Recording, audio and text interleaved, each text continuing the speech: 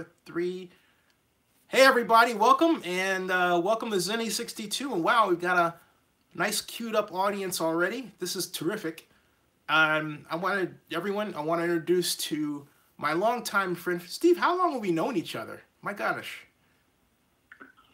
Well, I think it's been about 25 years. Yeah. A quarter of a century. Yeah, a quarter of a century. My gosh, a quarter of a century. A quarter of a century. And yeah. And I realized I always thought of you as the idea person in Oakland, but I didn't realize 25 years. I have a hard time with this thing called aging. Well, let's see. It was a meeting with the port down there in the old city court building, and yeah. I don't think you were quite with the city just then. You were sort of an independent reporter. I was with the Montclarian. A role that seems to fit you, and yeah, it's quite a while ago. Yeah, I was with the Montclarian. Had my little column and was trying to build it. And at that time, I eventually came to a point where by '94, I was competing with the late Peggy Stinnett. Believe it or not, who I miss dearly, Peggy and Bob Stinnett. And Peggy Stinnett, folks, was a legendary columnist with the Oakland Tribune who just, really taught me a lot. Said that a columnist isn't a great columnist unless they're angry about something. So Picked the right guy there. Yeah, exactly.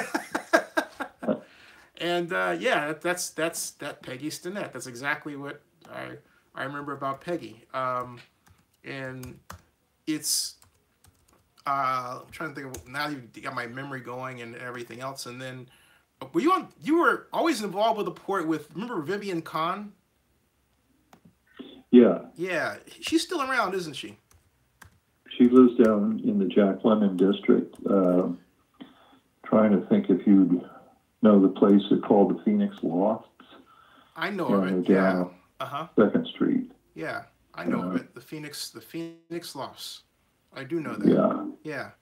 So Steve, I want to introduce you as not just the man who created Coliseum City, or one of the three that did, but also the man who, because I have to candidly admit, folks, I didn't realize this. For those of you who are watching this and have been down to Old Oakland, you're listening to the man who created Old Oakland.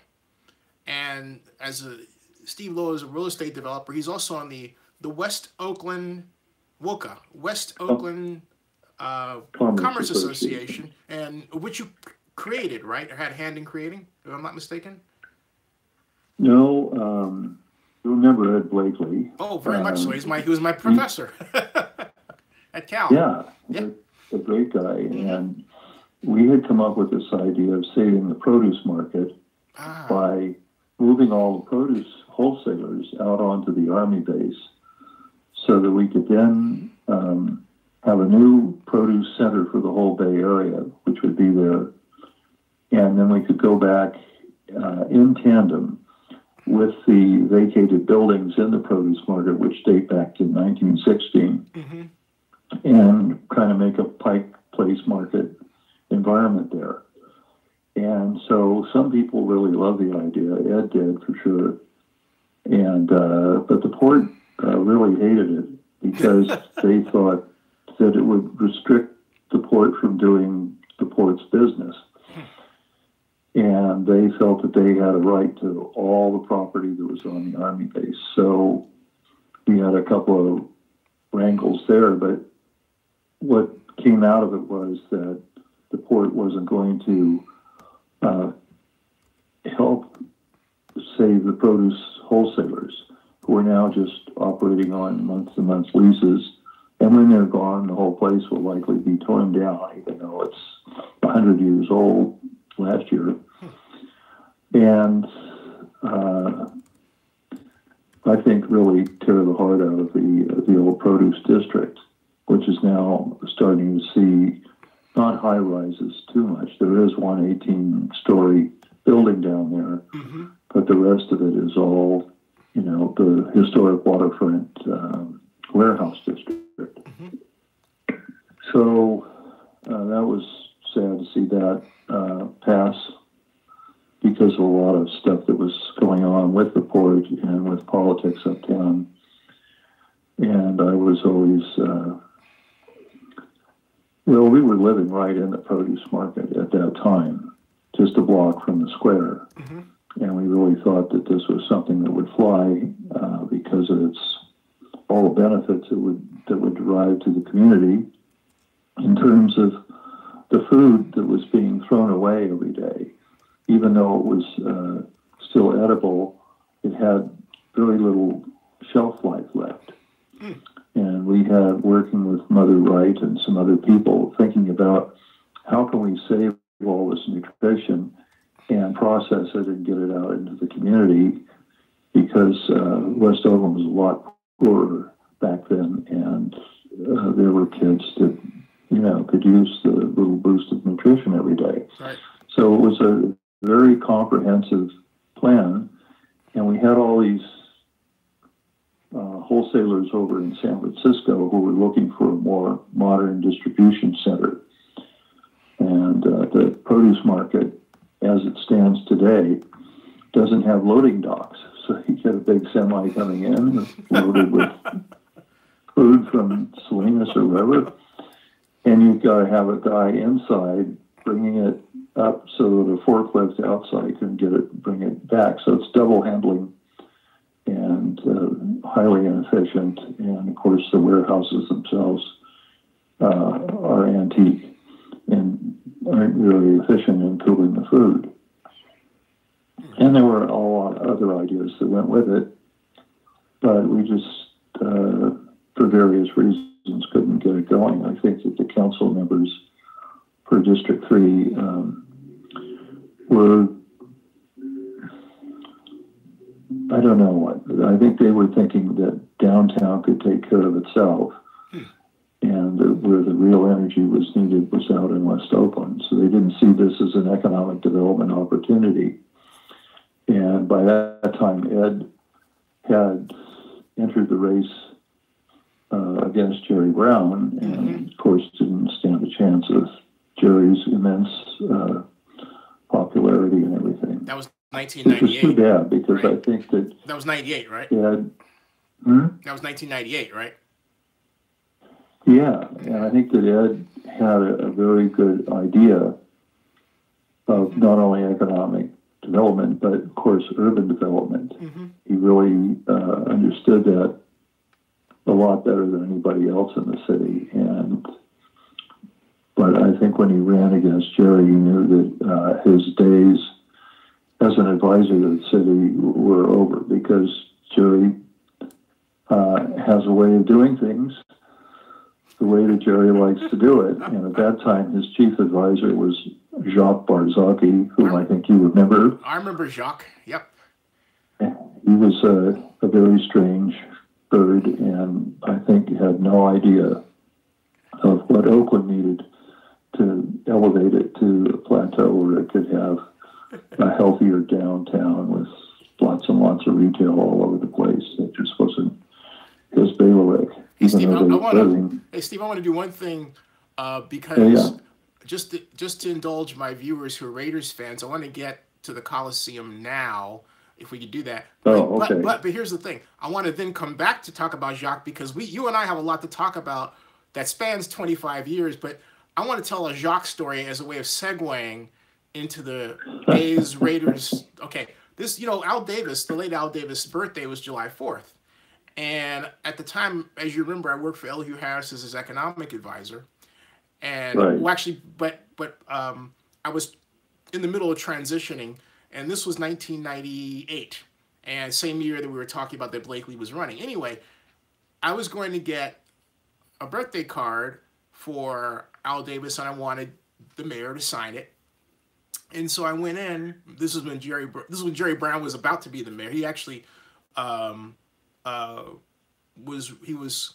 he ran. This was in '99, and he had ran and won. And this is 1999. So the next year, I was just sent over to economic development, Anyway, what happened was I went over, and this was we were in the middle of some difficult legal situations with the Raiders, and Jacques comes out to talk to me.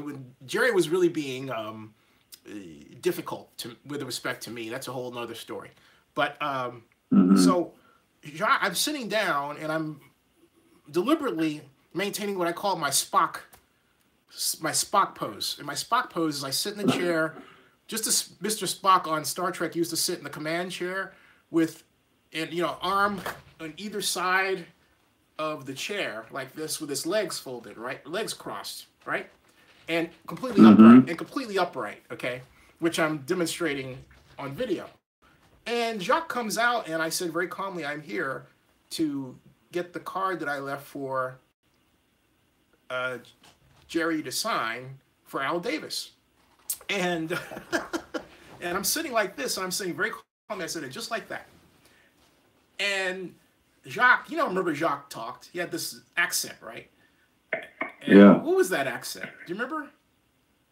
Well, he was Algerian, so it was some kind of a French something or other. Yeah. But it did have a lot of, I don't know what you call it, that French mode of... He was in the French Foreign Legion, actually. He kind of talked like... Zini. He talked like the Zini. So he says... I said, I'm here. He goes, you're not going to give a letter to Al Davis. Jerry is not going to sign it. And I said, the mayor is going to sign it. And Jacques says, no, he's not. And I said, actually, he is going to. And he said, no, he's not. And I said, I have a way of getting around you. And Jacques goes, no! I mean, it was just fun. I have to be candid. It was just fun to watch him spin. I got a kick out of that. I want to say... Well, he was such a goofus. I don't know.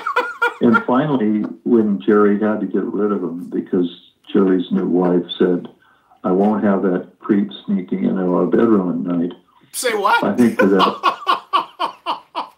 Well, when she moved in with him... we have to explain, folks, the she he's talking about is Ann Guest. That's the man who... Yeah. Right? Yeah. So go ahead, tell the story. So Oakland owes her a debt of gratitude for finally getting rid of Jacques, because there was no other way that was going to happen. You said sneaking in their bedroom? Oh, my goodness. Well... I think something was going on there, because why would she want to get rid of him other than the fact that he was creepy, Hey, folks, you learn all kinds of great new things here at Zenny62 on YouTube. Welcome, everybody. Welcome, Barry Lee. Welcome, Go CSU. Welcome, Patrick. Thank you for the investment last night. I'll get your shares out. Steve, we have a micro shares program that my listeners are also investors for the most part, and they have received shares equal to whatever money they put in. And so I want to welcome everybody. And Steve, before we wind back to what is basically telling me in my head as my mind rushes after that story, is one of a number of hilarious accounts. First of all, how is it that,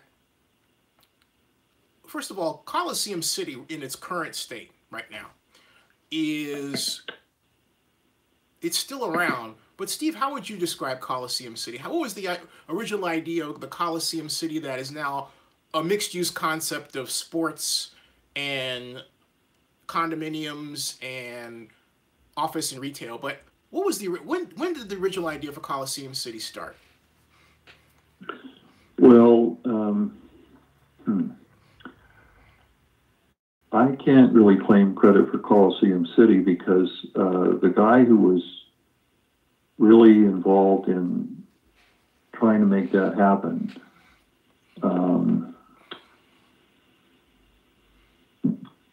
came up with the idea of taking what Bob Lesty and Bob Hamilton and Bob Schwartz had put together with Frank Dobson, who was an architect here in town, working for a really great firm at the time called Lift Tech.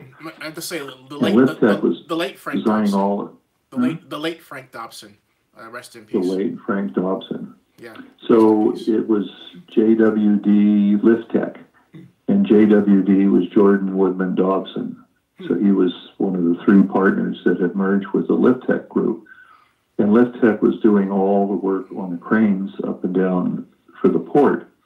So they were a very competent, great group. And Frank and I and a couple other guys, Walter Allen, I think you know, I remember Walter, and yeah. John Nelson, were all in a chamber meeting, and they said, we need a group here who can assess which of these 5 sites that the city has decided would be the best for the new ballpark, for the Oakland A's, right. So there was a group that wanted downtown where the Forest City development is now, which is commonly called Uptown. It's about 14 acres, I guess. And then there was the group that wanted the Coliseum, and then there was another group that wanted Jack London Square. There was a proposed site in West Oakland, and then there was one down in Fremont, which later became known as the Fremont Fiasco. Yep. And so we sat around and talked about it and said, you know, the Coliseum's ready to go. All it's going to take is building another thing, and we could get it done easier. It has better rapid transit, has all these ideas. So that was our report to the Coliseum. So I was up in Frank's office one day and said, what's this? He said, oh, that's what we ought to do to the Coliseum to make it a wonderful ballpark there. And I said, well, why isn't this in the papers? Why isn't this a project of the city? And he said, oh, it's just something I drew for myself. And you had to understand that Frank was a complete baseball nut. He was the kind of guy who would take his vacation down in Arizona watching spring, whatever they call that stuff spring down training. there. And he was just a great guy. Spring training. But he didn't really think, I believe, that his drawing would be accepted anywhere. So I had known Bob Lesty because he was in retail development, which is what I was trying to do with the produce market, of course. And he had another idea that was contrary to what the city was contemplating for the Forest City development at the time, which was to put a big park there and make it the center of town, sort of like Union Square is the center of San Francisco. And so I said, well, gee whiz, you know, I've been talking to Frank Dobson about trying to add a retail component to the architecture, the new architecture for the ballpark that he would like to see there. If the two of you got together, or the three of us got together, maybe the city would understand what a huge opportunity this is to make the Coliseum into a retail operation. Because right now it's just parking. And you come out of a game, and there's somebody peeing on your hubcaps or something. That's all that was going on out there. And it was just ridiculous what a lost opportunity it was. And so the next thing I knew, because Frank was in the chamber and was the head of the Economic Development Committee, he had arranged a meeting up at Wendell Rosen, Black and Dean. And I think Zach Wasserman was the guy who was his contact at that point, but I forget what. But we all went up there one day. Longtime friend, Zach Wasserman.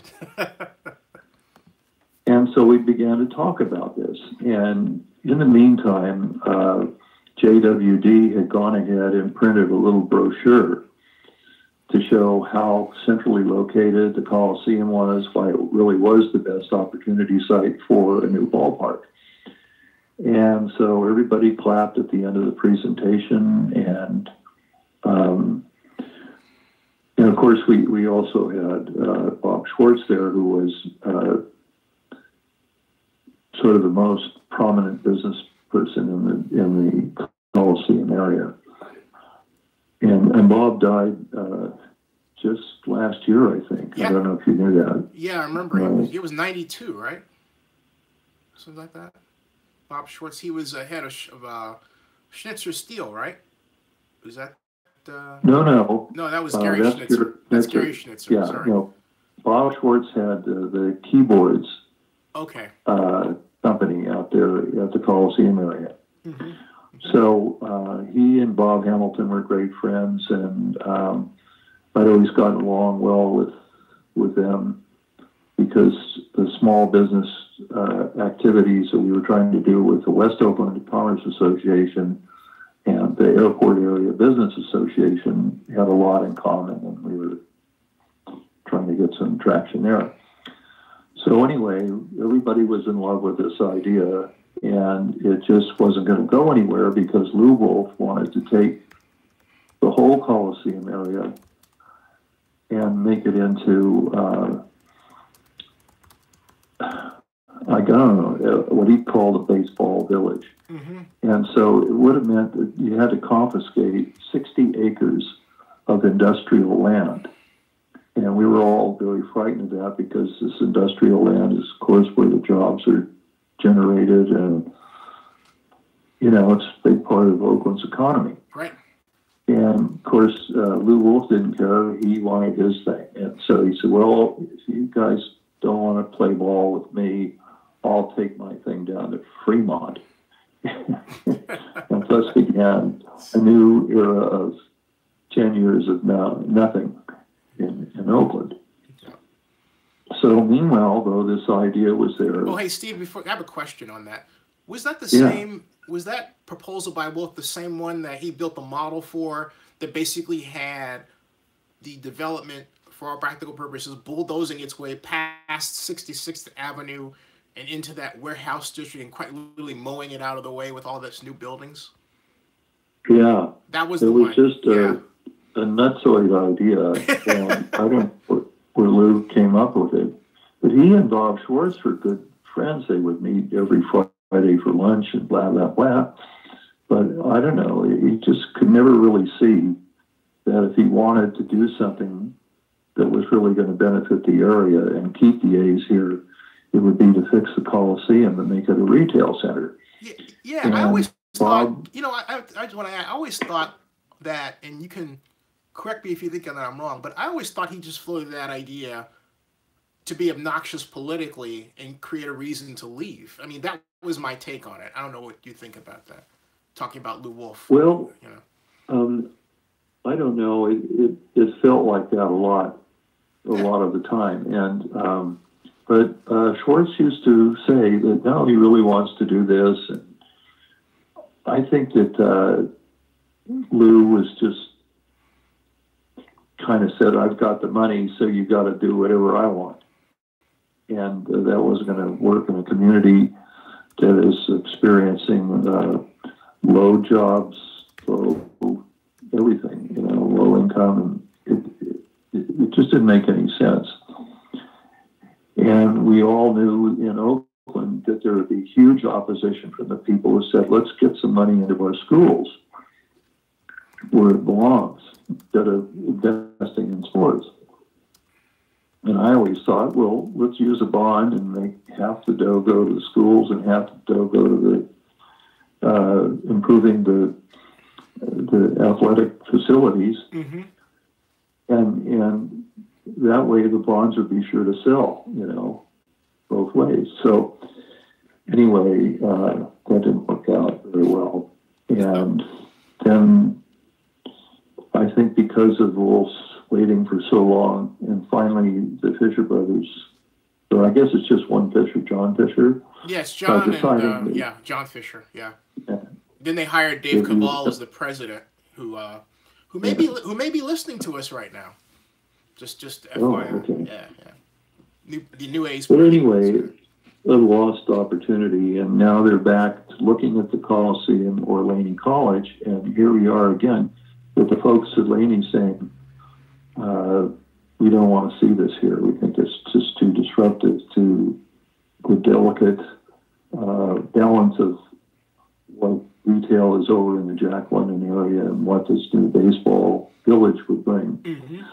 So I don't really know what to think about all this now, because it's taken forever, and I don't see our present mayor, mm-hmm. Libby, mm-hmm.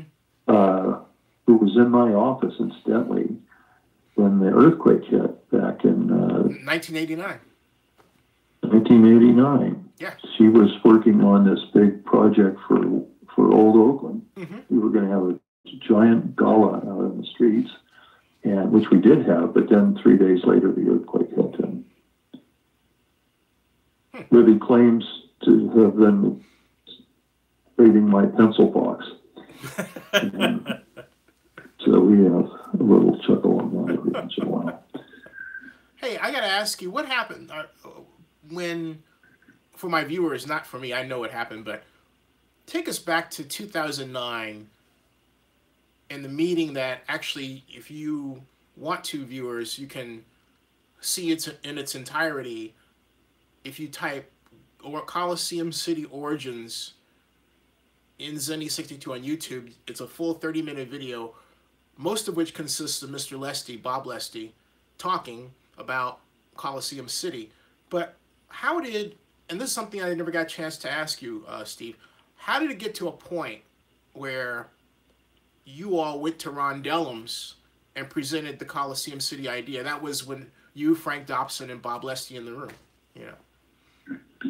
Well, as you know, Ron was a big fan of task forces. Mm-hmm, so yes. He had about 30 to 40 different task forces running. One was on economic development, another on port.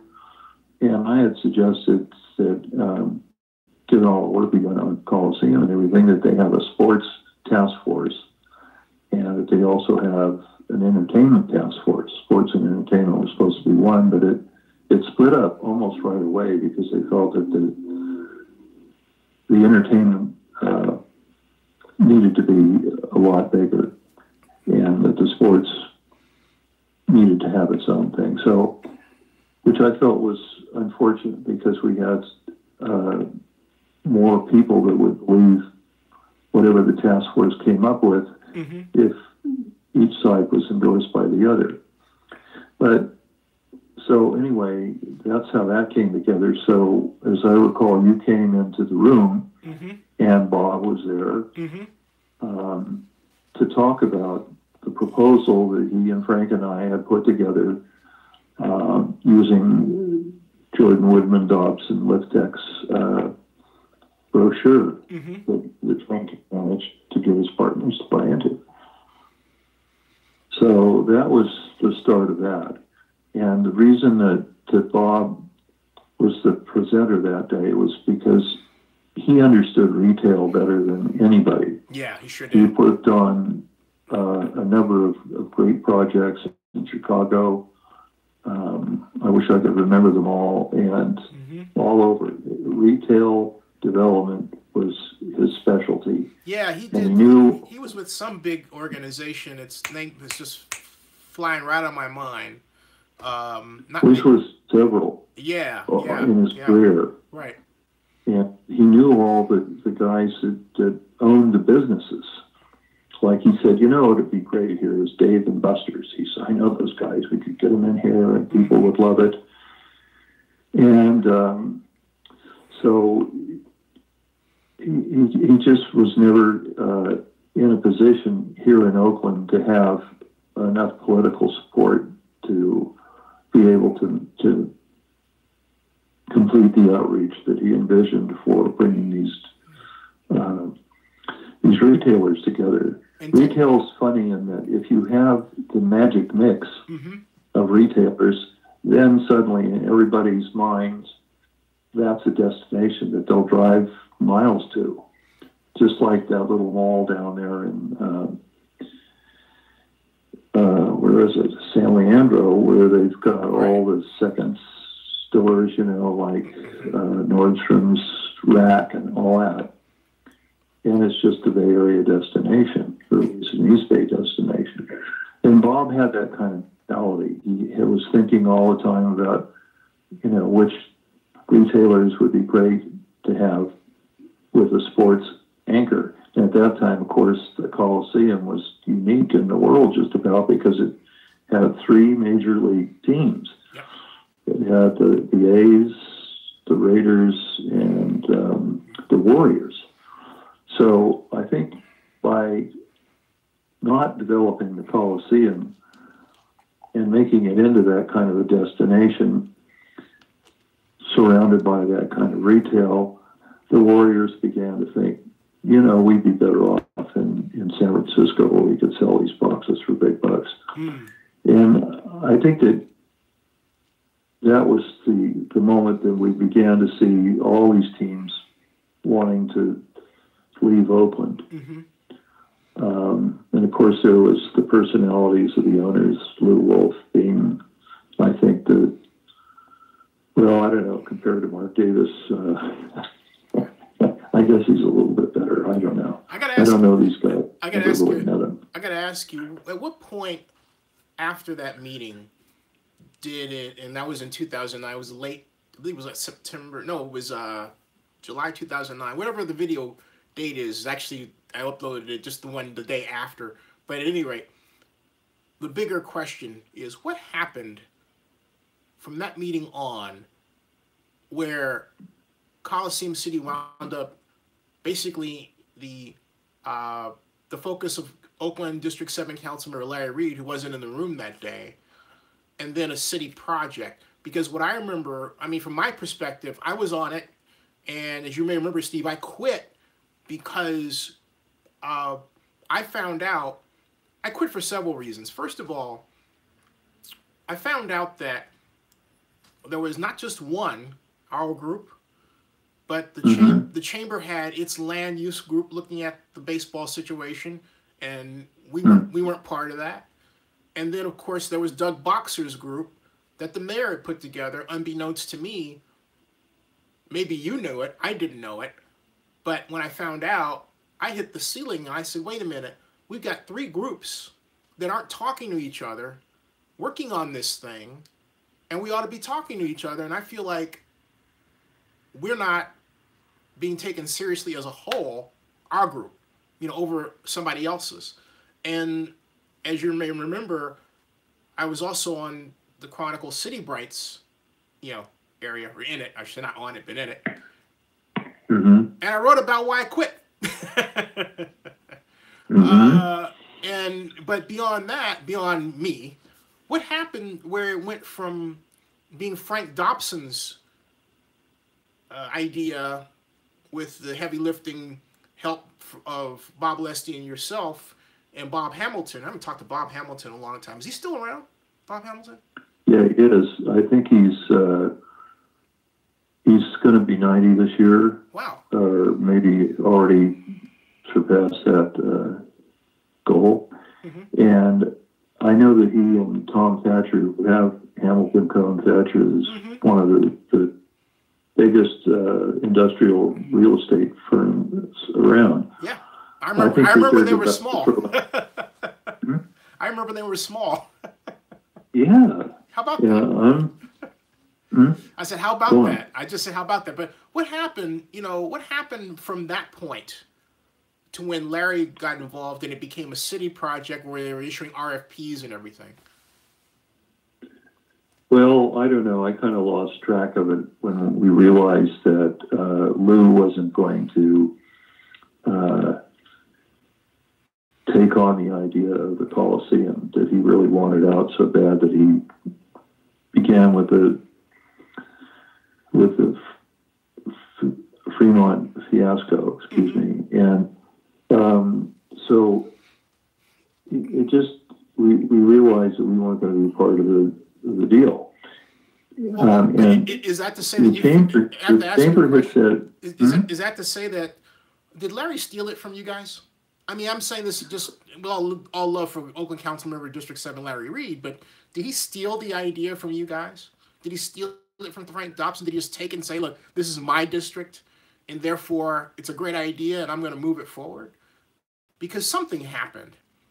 Things like that. Well, I think what happened the first time, anyway, was after the chamber said, this is what we want to do, and there were a lot of other guys in the room at the time. You know, Ignacio was there, and I'm forgetting who else. I know Jane Bruner was. Mm-hmm. They were all in the Economic Development Committee of the City of Oakland. I should explain these names for people who are new to Oakland. Ignacio was at the time the chairperson of the Oakland City Council, and he was the District 5 representative. Jane Bruner was the District 1 Oakland City Council member. Sorry, Steve, I just wanted to throw that in for somebody who might be, asking who those names are. Go ahead. Sure. So anyway, they were all agreeing that this was the plan we ought to go for. So they thought, well, how are we going to talk to Lew Wolff and present this to him in a way that he'll accept it? So they gave the deal to explain all this to Dick Spies, who was the District 4 council member who had just retired from the city council after, I don't know, 25, 30, maybe even 40 years there. He was been there forever. Yeah.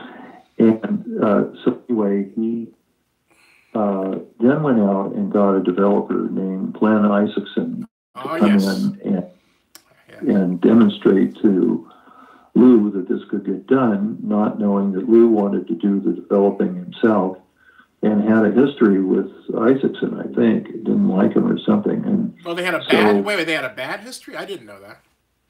Interesting. Well, I don't know what it was, but the next thing I knew that Lew was saying, I'm not going to do that.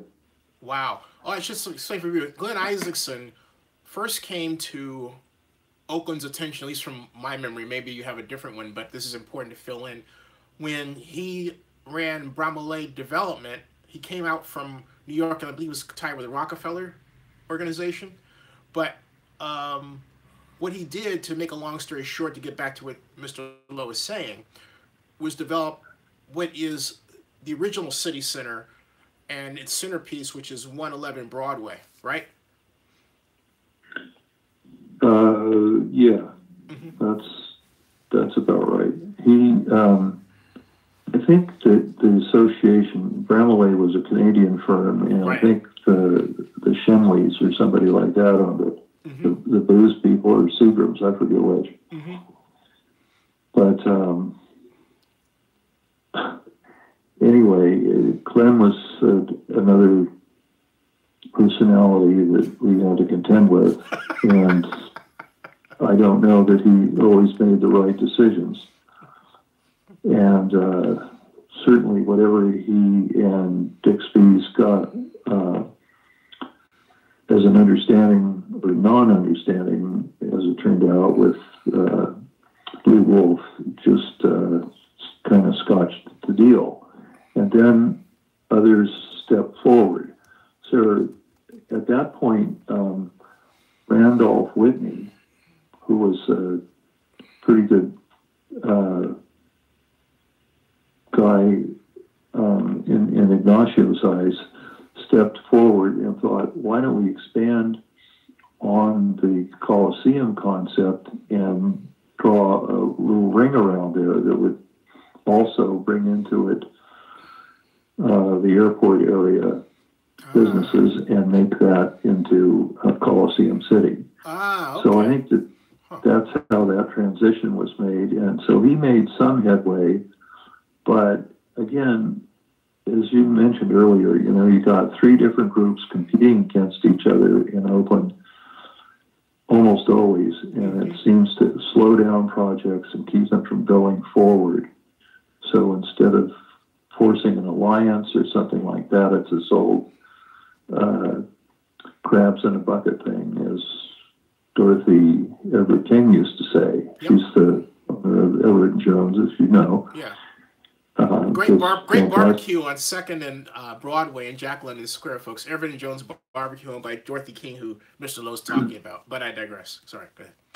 So that was the first time I'd ever heard the crabs in a bucket analogy, because she was so angry with the city for just about everything.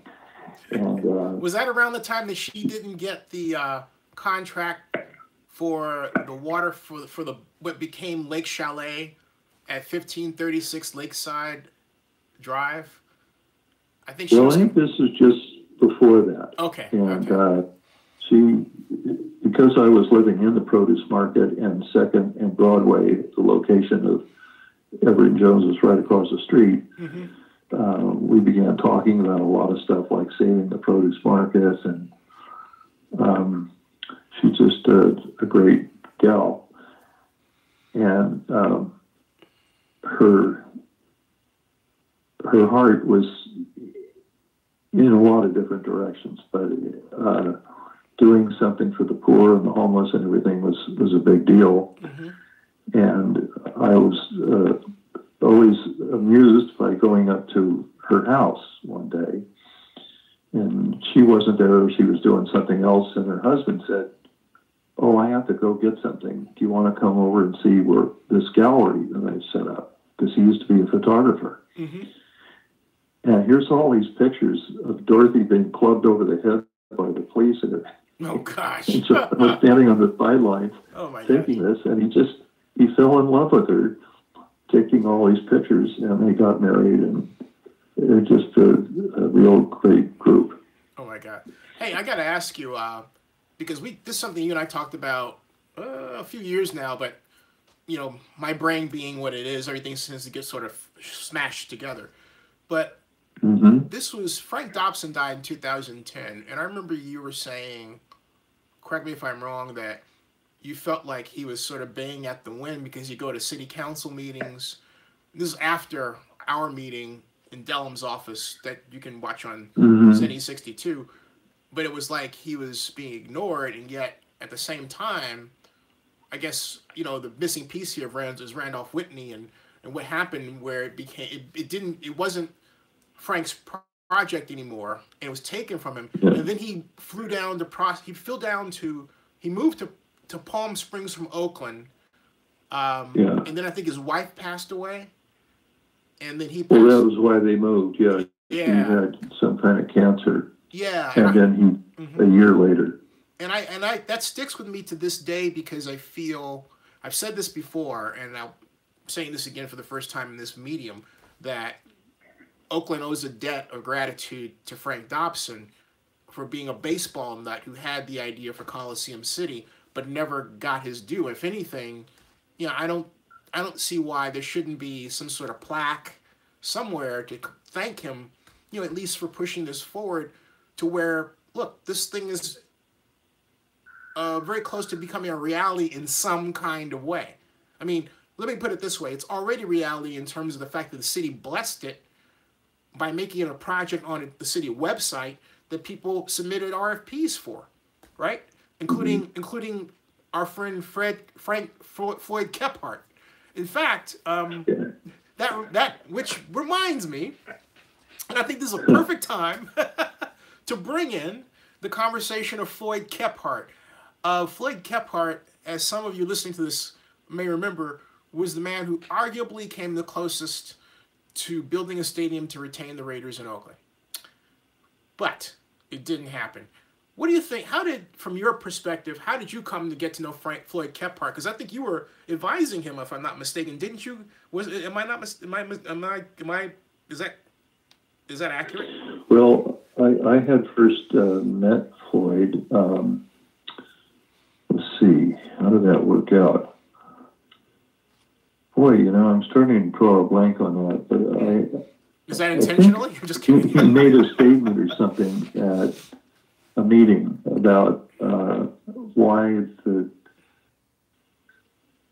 Coliseum was being neglected as the most accessible place in the Bay Area in terms of having this freeway outside of it and the Amtrak stop there. And hey, let me help you with your memory. Everything just happens. And of course, Park. Might that have been the Rotary meeting that I met him at, or were you already partnered by then?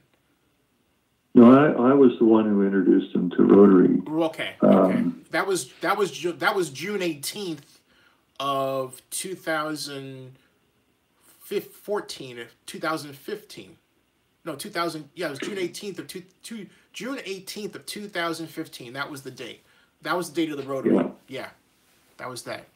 And so then we arranged for there to be a meeting down at Lungomare, which is right on the waterfront and smack dab in the middle of Jack London Square. And it has a hotel over it and everything. And it's run by this wonderful restaurant impresario who used to live right across the courtyard from me in the place that I had moved to, the apartment complex. And so I knew Chris quite well, and prevailed upon him to let us use Lungomare for a press conference where Floyd was going to talk about all the support he had on city council from various council members for moving this project ahead, and none of those guys would show up, which I felt was really bizarre because didn't Larry come late or something like that? Yeah, didn't Larry come late or something like that? Larry Reed? Didn't he show up just as it was ending or something like that? Or did actually, you're jogging my memory. Yeah, he did show up. Yeah. Yeah, there was somebody else there too. I think maybe. Oh, I forget. Nate Miley. A while back. Nate Miley. Yeah, Nate Miley was one who would always show up for stuff like that. Yeah. Nate Miley's the Alameda County Supervisor, District 5, folks. And, of course, Larry Reed is our Oakland District 7 council member. And the importance, for those of you who may not be familiar with Oakland politics, is the Coliseum is in Larry's district, okay? Just so you wonder, all right? And so that's why. So anyway, I'm sorry, Steve, go ahead. Well, Nate actually was council member in District 6, right next to Larry, District 7. And then he went ran for supervisor and won that seat. And I went down to visit him one time. I said, "How do you feel?" I feel like I've died and gone to heaven. I felt that was being on council. But wait. Nate told you he died leaving the Oakland City Council, went to the Alameda County Board of Supervisors, thinks he went to heaven. So then he rains hell up on us by trying to get us to buy the Coliseum away from the county. Thanks a lot, Nate. Anyway, I hope you're watching this, Nate. Jeez Louise. You know that's still active. You know the county is still trying to get the city to buy the Coliseum, and the mayor said she wanted to buy it off and get them out of the way. I'm thinking, why do that? Because basically we lose the credit backing in the county, right? That's another discussion, but I just wanted to get off my chest how stupid I think that is. I'm sorry. Go ahead. Well, I do think that there needs to be a better understanding of Oakland as the hub of the region, because here we are right in the middle of the strongest regional economy in the world, as it's been dubbed from time to time. And yet, I'll leave it to you to figure out why it is the poorest city in the region. And a lot of it has to do with the complexion of its citizens, more than that. And so, my latest institutional, I call it institutional investor racism. Money leapfrogging Oakland for decades because Oakland was, the darkest city in the Alameda County. And in fact, Steve, I'll tell you something. I wrote a study when I worked for Polaris in the late Noel Day called, Noel Day actually wrote the study, but I did the numbers for it. And I literally put it this way, I put the words together, he put his name on it, okay? But, except the conclusion. But to cut to the chase, the study, which was released in 1992 and still available online, is called African Americans in San Francisco 1960 to 1990. And I present that. In fact, our client was none other than the chair of the Human Rights Commission, the executive director, the now late San Francisco Mayor Ed Lee. He was not the mayor at the time. Right, that's how I met Ed. At any rate, what I discovered in writing the study is that the common pattern of Bay Area migration is, if you're in San Francisco, just as is happening now, you have San Franciscans moving to Oakland, right? And looking this, you know, right? Well, prior to about 2010, but common during my study period, which is 1960 to 1990, people moving away from San Francisco would leapfrog Oakland and Alameda County, and they go to Contra Costa County. That was the only dynamic of that kind in the entire Bay Area.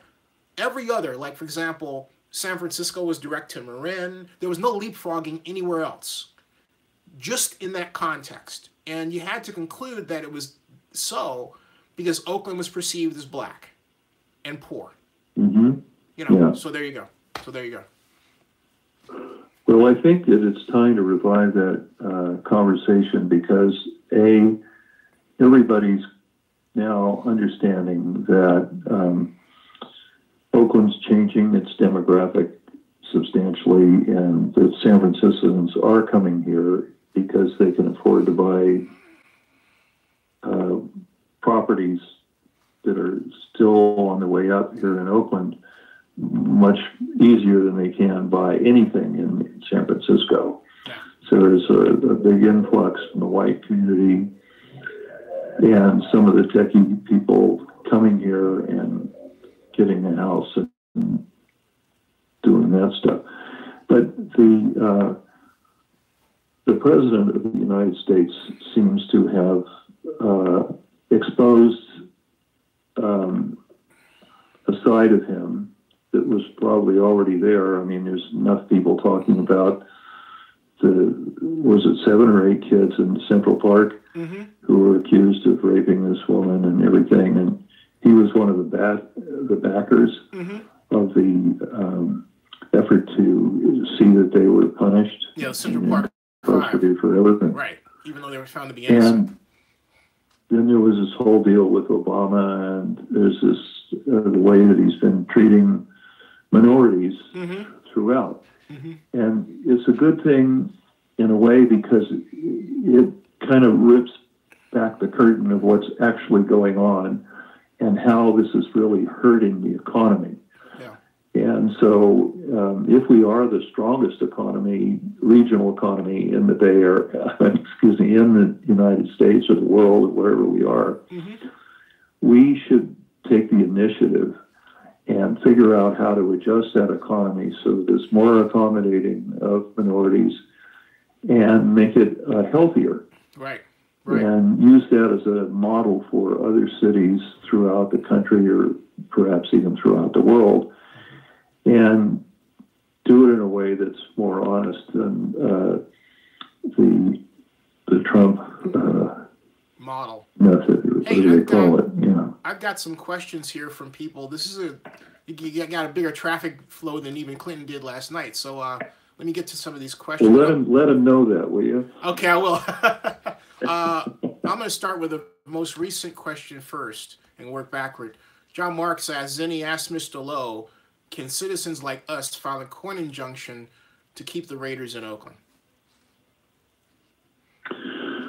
Boy, I don't know. You know, they tried that years and years ago, and that's when Joe Aliotta was hired by Al Davis, and was able to move the team out and won a huge judgment, which I don't think the city of Oakland ever really paid off. I think they converted it to something when we finally were able to get the Raiders to come back voluntarily and sign the lease at the Coliseum.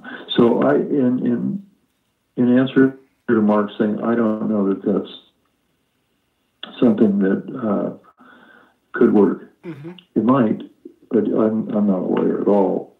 And but I've been sued by many of them, so we'll let that one rest for right now.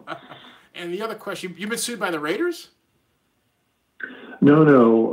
When we had Old Oakland right after the earthquake, all the money. Oh, that's that right. We had contracted in loans and I want to flew out the window. And I want to come back to that because I think that's something that people should know about your role in developing downtown Oakland's, the heart of Oakland's downtown as I see it.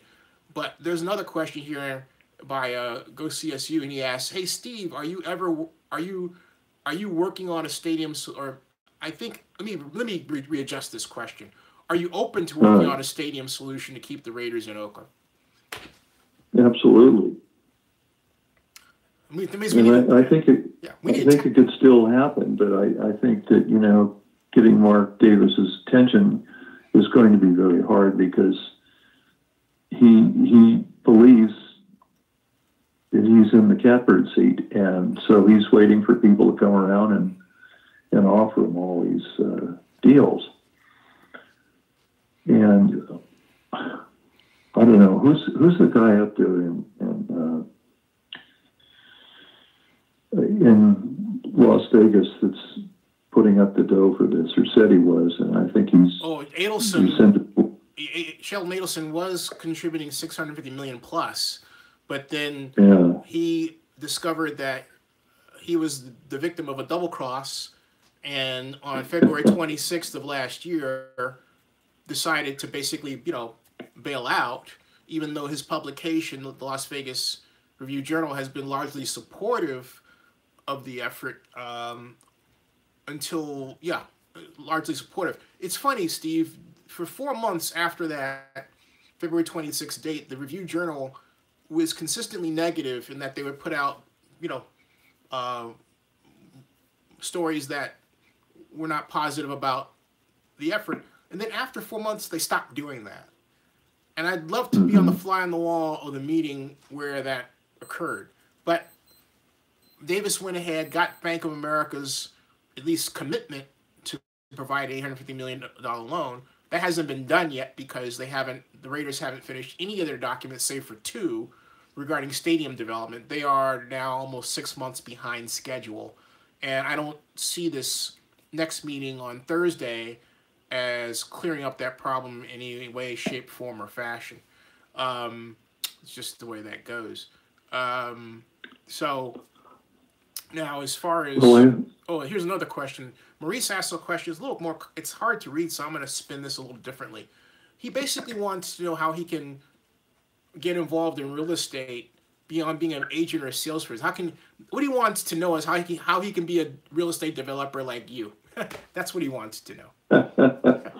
Well, given that my ideas haven't always panned out very well, I would advise him to seek counsel from somebody who's really a professional. I didn't get into developing Old Oakland as a professional real estate developer. I just known an architect since high school. We were great friends then, and he came to me and said, here's these 6 blocks of downtown Oakland that are neglected and falling down, but taken all together, they're a historic preserve. And that got me kind of excited, and I had a couple of bucks laying around, so we purchased one of the buildings and began work on it, and kept rolling it over. And in those days, there were some pretty decent folks in downtown at City Hall, one of which was this guy, John Williams, who has a little statue of himself there. Yeah. Hey, Steve, let me explain to people who John Williams was and where that statue is located. John B. Williams was the first redevelopment agency director for Oakland starting in 1968, I believe, an African-American, and was known for, among other things, building what became City Center and Old Oakland. City Center was at one point, I believe, a gigantic field of Victorians in Oakland. Yes. Right? And that were, I think, largely demolished. Is that the story? Is that what he did? Yes, they were in pretty bad shape. A lot of them were abandoned or transient housing. And, but the old Oakland area was a lot of brick buildings, stuff like that. That dated back to about 1880 on average.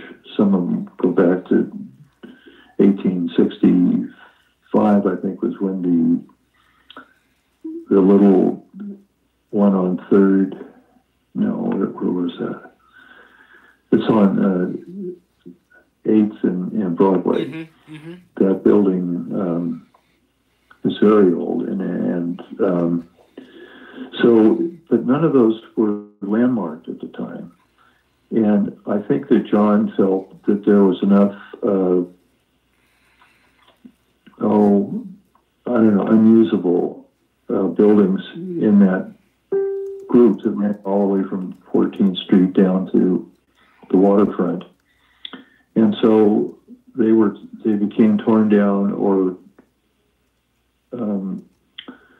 just left to be demolished by law because they were no longer habitable. But the old Oakland part was all the hotels and stuff. And you're right, it was the epicenter of town back in the late 80s, or just following when the railroad was completed, mm-hmm. which I think was 1870 or something like 1869, I think is when the Transcontinental Railway was completed. And so they had all these hotels here in Oakland because you couldn't get over to San Francisco unless you got on a boat or something. So people would get off the train, stay in Oakland for a couple of days until they got their bearings and then get over to San Francisco. You have to remember, folks, we didn't have a bridge then. There was no bridge and certainly no BART. You had to take a boat, you know. I'm sorry. And so those buildings were the finest of their type. And as a matter of fact, even today, they're considered the finest example of post-Civil War commercial architecture west of the Mississippi. And or maybe it's west of the Rockies. I forget which divides they're talking about. But we were able to talk to John and say, you know, these buildings can be saved, and we're the guys to do it. And he said, you know, I've been waiting for somebody to come along with the heart and the desire to do this. And he said, I'm happy to see you. I'll give you all the support I can. And he did. But then he contracted, I forget what it was, cancer of the liver, or I know it was cancer of some organ. Right. And that's usually kind of an immediate death sentence. It certainly was 30 years ago. And so we lost our champion at the city. And there were a couple of council people that were really in favor of it. I don't know if you remember Mary Moore. Sure do. Mary Moore is I call her one of the political gods of Oakland. Absolutely. Yeah. Yeah.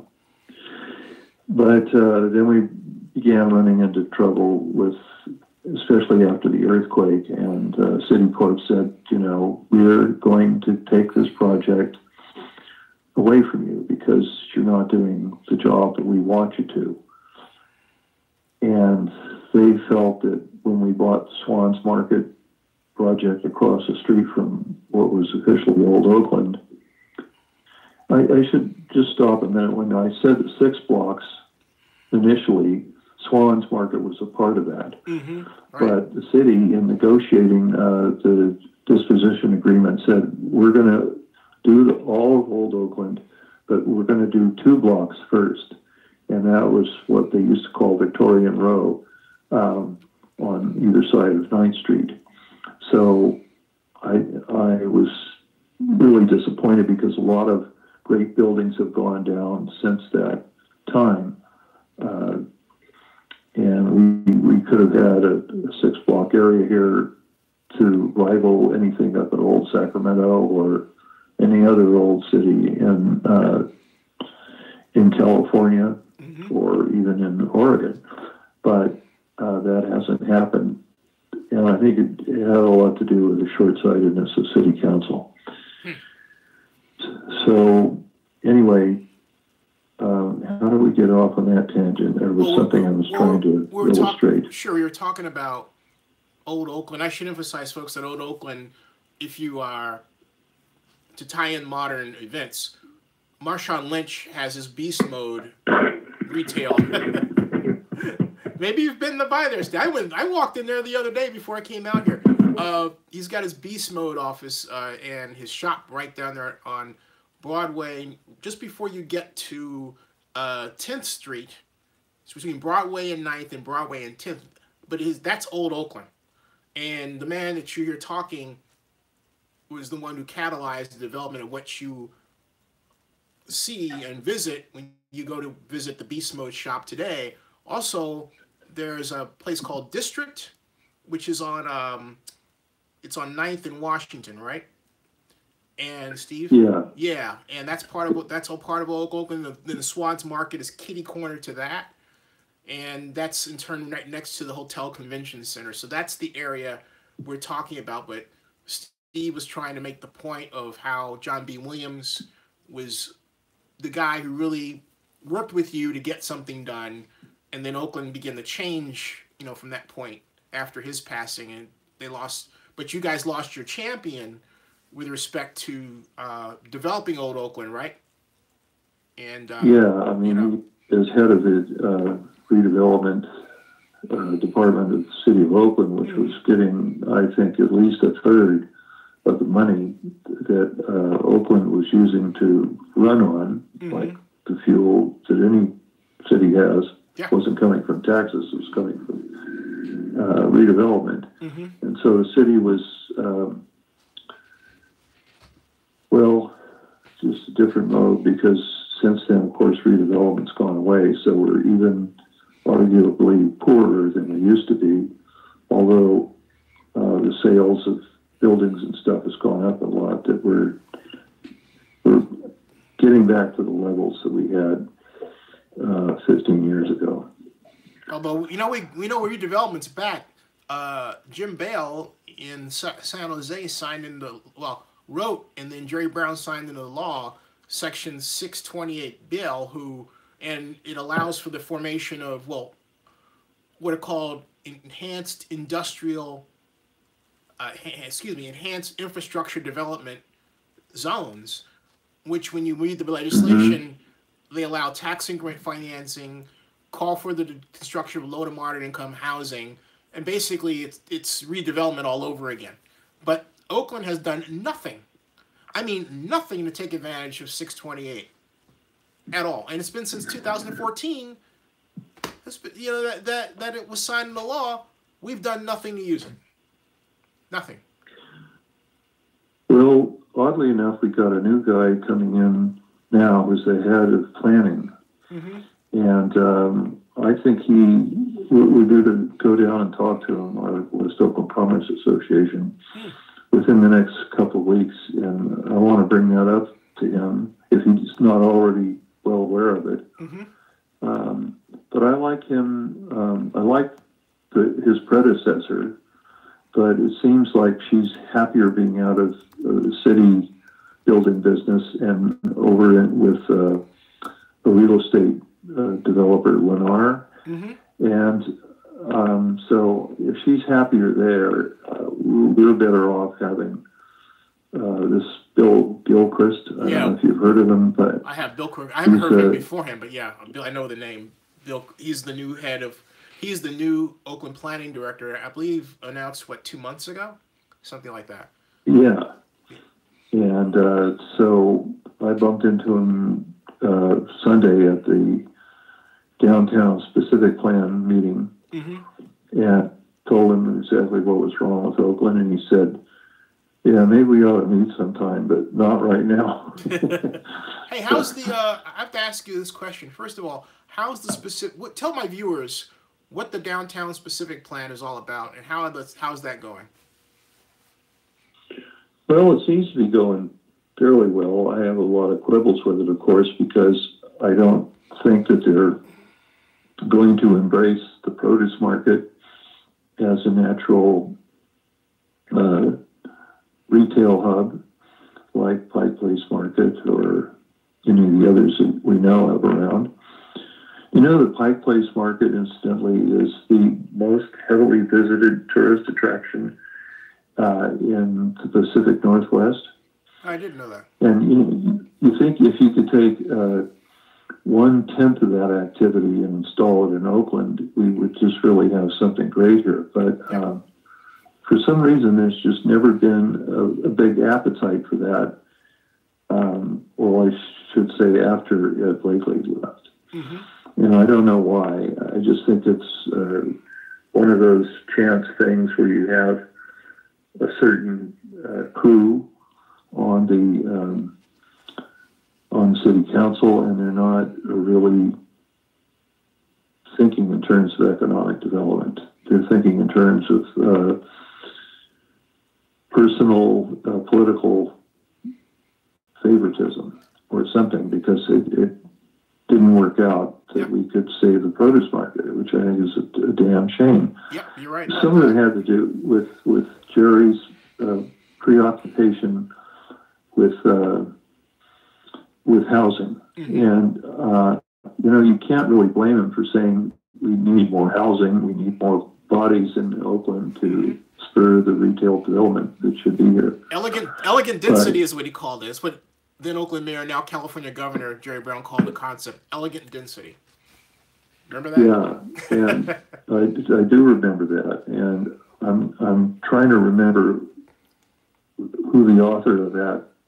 John Protopopoulos. No, I don't know that John was. He may have been. Oh, John was the guy who created the 10K, the 10,000 unit concept with Jerry. But in terms of elegant density, was that one of those sustainable guys? Was that Peter Calthorpe? It could have been. Okay. Could have been. I mean, I'm asking you, and I'm asking you, and I have the computer. I can look it up real quick. I'll let you know as you're talking. I'll have the answer for you in a second. Well, I think it was somebody on the level of Jane Jacobs or somebody like that who'd written about this. But I don't think it was her. It might have been Alvin Toffler or somebody, but it doesn't much matter. I think that that became part of Jerry's mantra for a while. And then, as was explained to me by Wilda White, I think you've never heard. I sure do, yeah. She was in the car with Jerry and John, and they were driving around, and Jerry said, well, how many people do you think should be in the downtown? And John said, well, I think it would hold about another 10,000. And that's where the 10K program came from.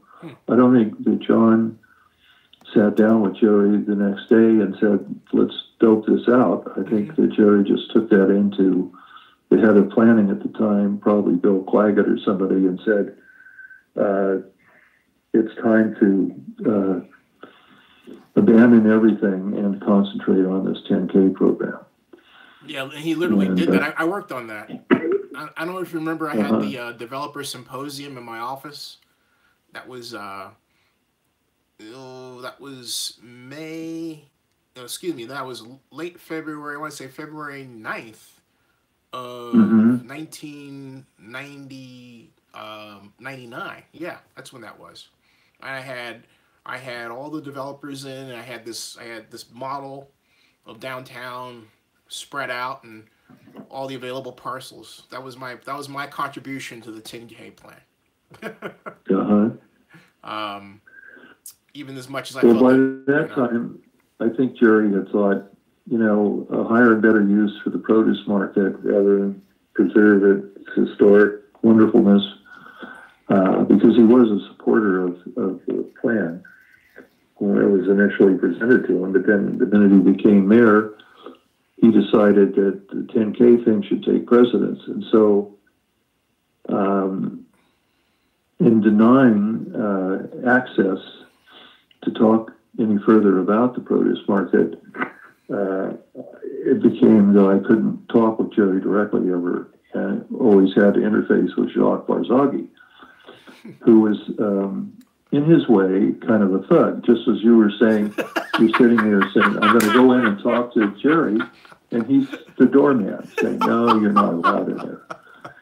And he was just a sad figure, really, because although I have to say, he and Jerry first came to town, they were all dressed in black all the time. Yeah, I remember that. Yeah. And yeah. both had shaved their heads, and they were wandering around, and they looked like... Oh, hello, Steve? Uh-oh, I think we lost. Did we lose Steve? Uh-oh, let's see. Did we lose Steve? Let me call him back. Something. let me call Steve back. That was quite interesting. I didn't. Steve, are you there? Hello. Yeah. Okay. Thought you lost. We thought we lost. Done it. Thought I lost you for a second there. I thought. Oh no, I was digressing, so it didn't matter whether it was. Oh, I thought Jerry.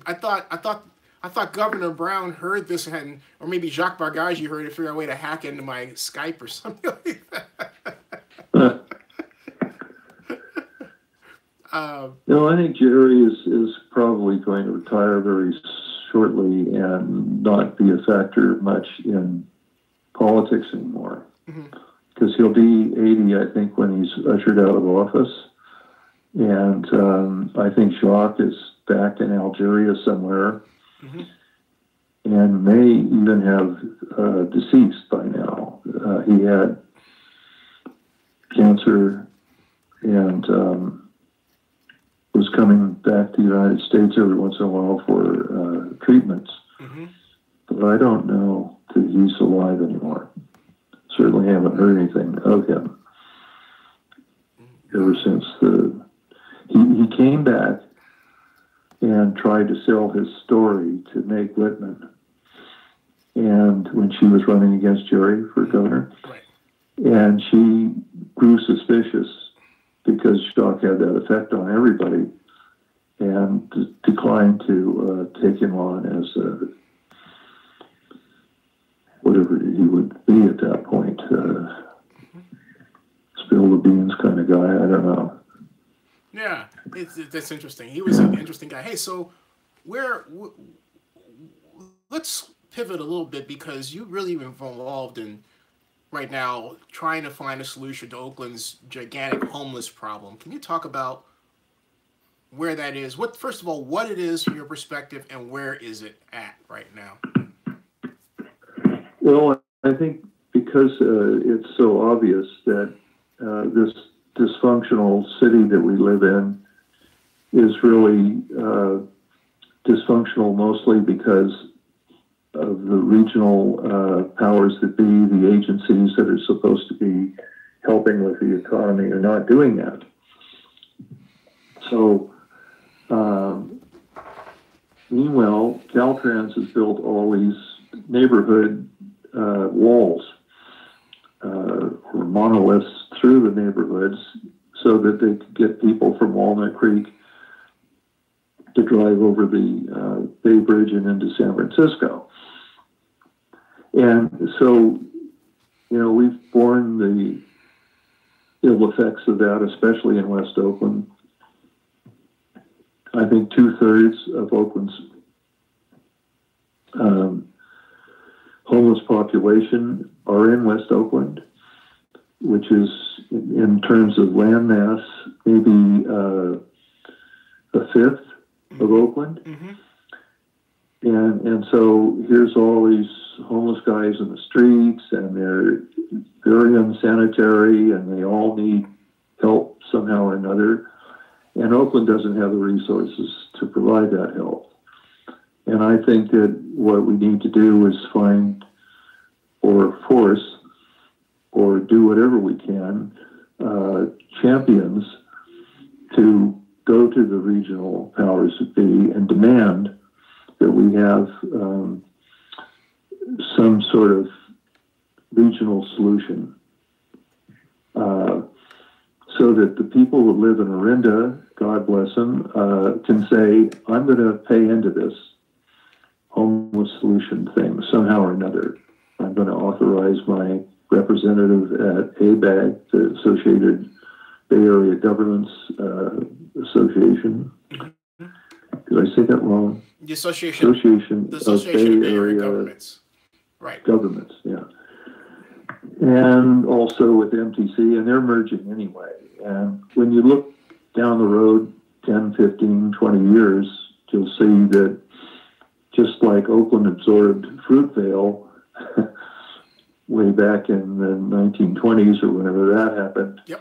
The whole Bay Area will coalesce into one megalopolis. And if you're a student of Jane Jacobs or have read anything, you know, her whole premise was that it's city-states that are... The Death and Life of Great American Cities, right? The book. Yeah. And also the economy of cities, which is the one that too, right? She wrote really that later. yeah. Right. She put that out, what, 1983 or 93, something like that? 83. No, I think it goes back to the economy of cities. Something she put I out. think the economy of cities is in the 50s or something. The 50s. I have it up here on my bookshelf. Wasn't there a reprinting of it? Because I saw a copy a while back that was really freshly made.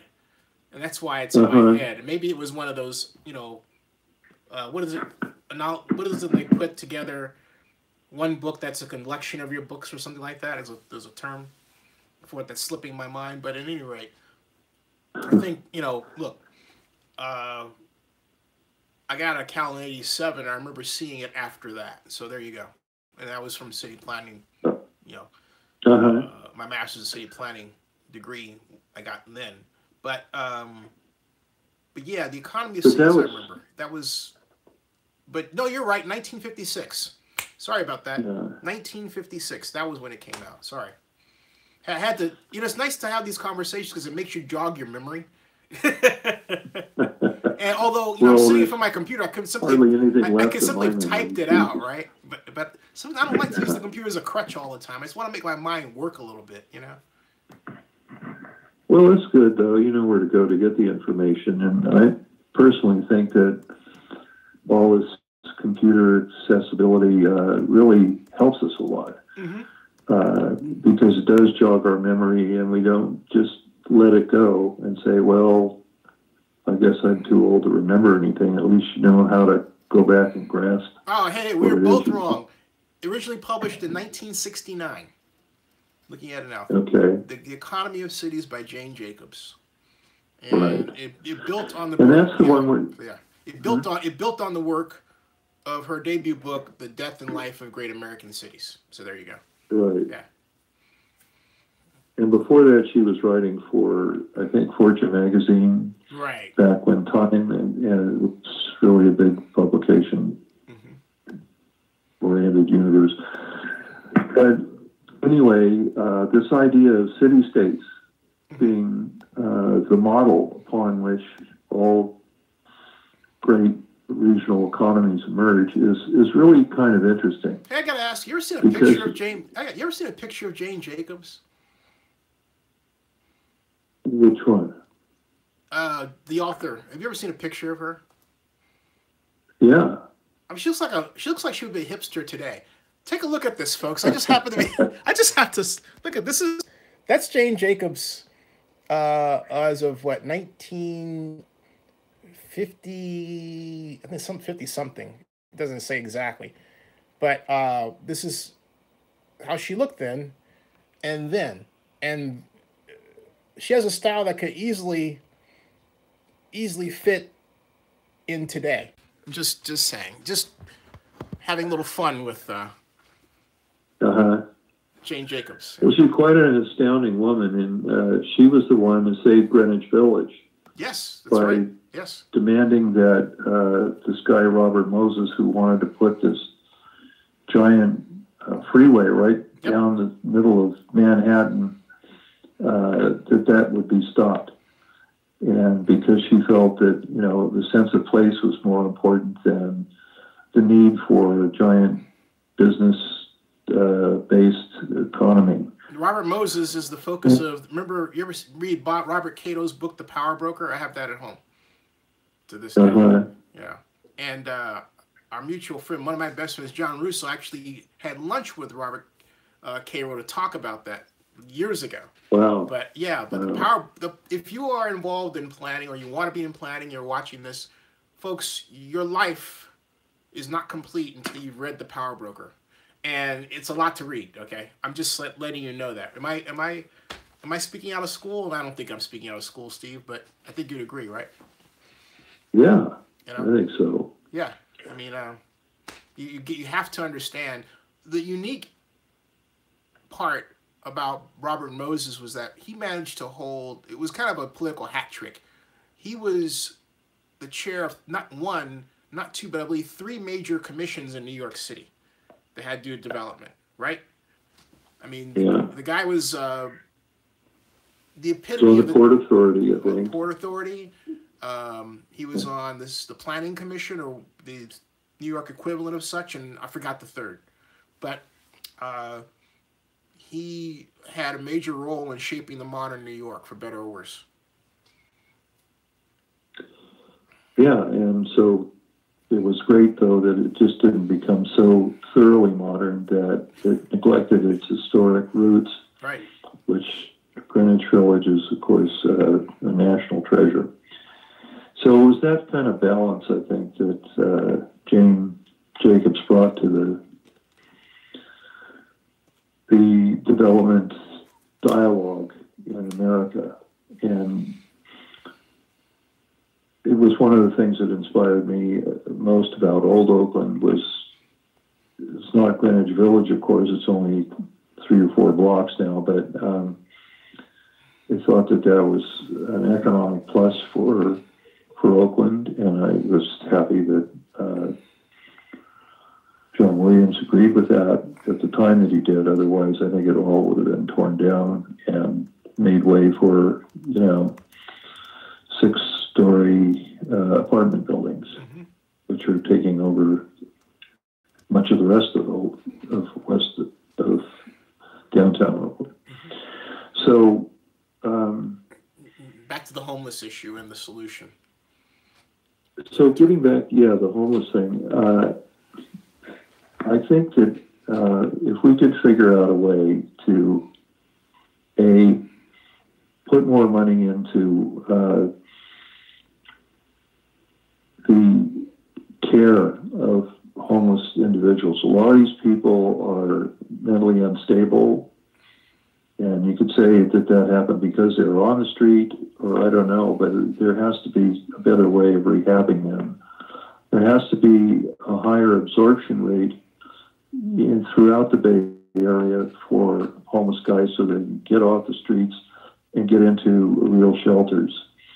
And the transition then becomes, if you have a long-range plan to do all that, then the transition segment can be managed.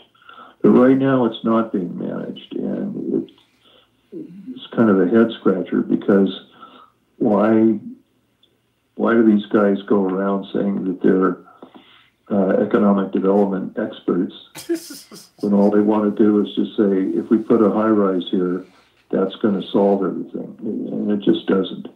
There has to be a more humane way of doing it, and there has to be a better way of absorbing all these guys into the workforce so that they can feel like they're valued human beings and don't need to sleep on the street and will fight to stay off the streets. Hey, Steve, I don't understand why. I have a question, but it's also a rant, if you will. I don't understand why we don't take $12 million, which we can do, set up a tent down in the key area of homeless locations, and one of them, I think, over by Mandela Parkway there in West Oakland, and act as if we're distributing a kind of a care package, but it's a care package that has at its center a $3,000 grant that each one can use to basically, the stipulations they have to get out of that situation. But, and the city will help them. But $3,000 can do a lot. I mean, if a person wants to buy into cheaper housing somewhere, they can do it with that. They can go home, wherever home may be.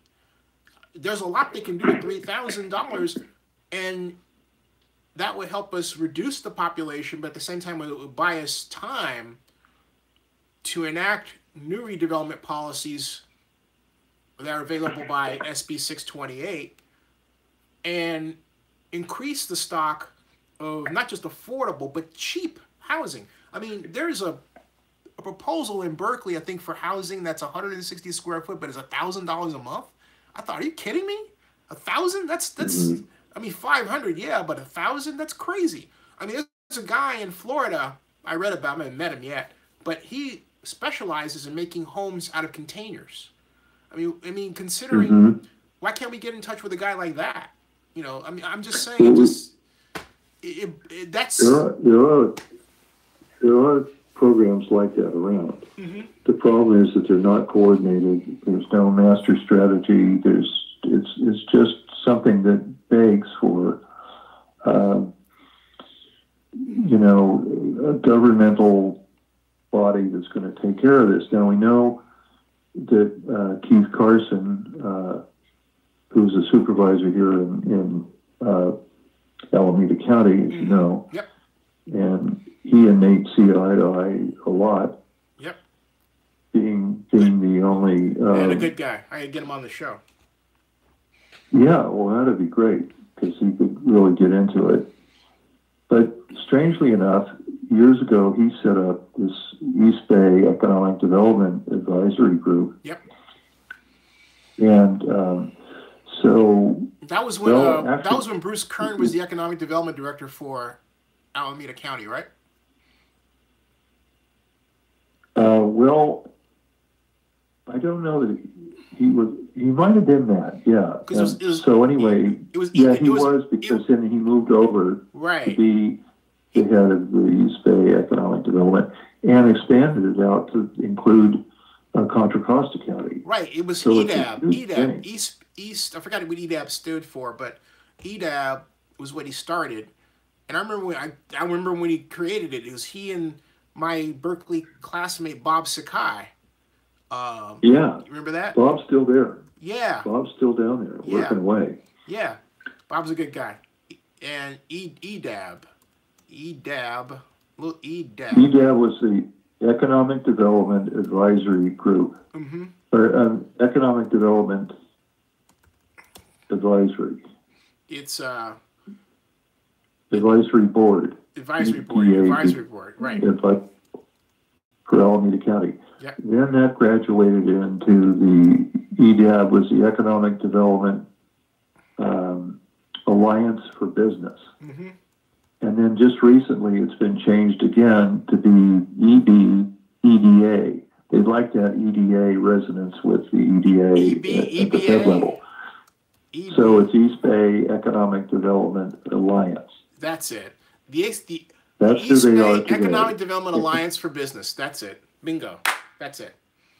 Yeah. So I've been out there recently trying to talk to Darian Louie, who's the head of it, and now that Bruce is retired, and see if they can't do an economic study of, if not the whole Bay Area, but at least Alameda, Contra Costa, to see what steps can be taken to make sure that this isn't all about business attraction, but it's all about building workforce, using the people who live here now so that everybody can have a job. Because we all know that if you are competent enough to have a job, you don't have to be in a hospital bed or something, you're going to make wise decisions about how you spend your money and get shelter and get nutrition and all that kind of stuff. We hope. But anyway, none of that is happening right now. So that's what we're trying to do with maybe 8 or so community groups in West Oakland that I've been able to sew together through what we call the Woojloo problems, West Oakland, Jack London, and Old Oakland. And see if that group can help give the support that a guy like Keith or Nate needs to say, I've got too many constituents yelling at me that this is the direction we have to take. We have to have a management system in place to deal with this homeless group. And so that the best ideas, like the container refurbished guy, or like somebody who has non-flammable tents, or who knows what, all those ideas can be put into a hopper, and people can say, this is the one that makes the most sense, or these two are the best, or these three, I don't know what they are, but then be able to figure out how to deploy that. Right now, it's just people throwing suggestions into the wind because there's no one there to really work on how to take those suggestions and make them real. And in some sense, that's what's going on in planning around here anyway. We have these planning processes that are going on, these specific plans, but once they're done, there's no way to implement them. And so we just see this cycle of, impoverished areas of town staying pretty much the same. I'm glad to hear that redevelopment is back, because that means that if they're going to have it, they have to follow some of the old redevelopment laws, which means a project area committee for various areas. And I've served on the West Oakland Project Area Committee for quite a while, and it was only through that that I really came to see that unless there's equal balance of community and staff from the city or whatever, the ideas that staff dreams up will never come to fruition because they'll be fought too hard by the community, and vice versa. The community just can't come up with some wackadoodle idea and expect it to get put into process unless there's agreement on both sides. I think the project area committees used to be able to do some of that. If redevelopment is back now, I hope it's changed enough so that it can be more forceful in that respect. Hey, I got to get your comment on something. Speaking of the city, the homeless problem and solutions, I got about 5 hours ago, and I just opened this email from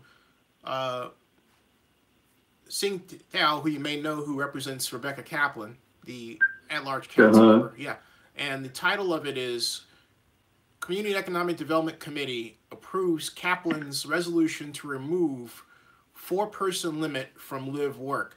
And it says on Tuesday, February 13th, the Oakland Community Economic Development Committee voted to forward to the full Oakland City Council citywide council member Kaplan's resolution to modernize a law that limits live-work dwellings to 4 persons.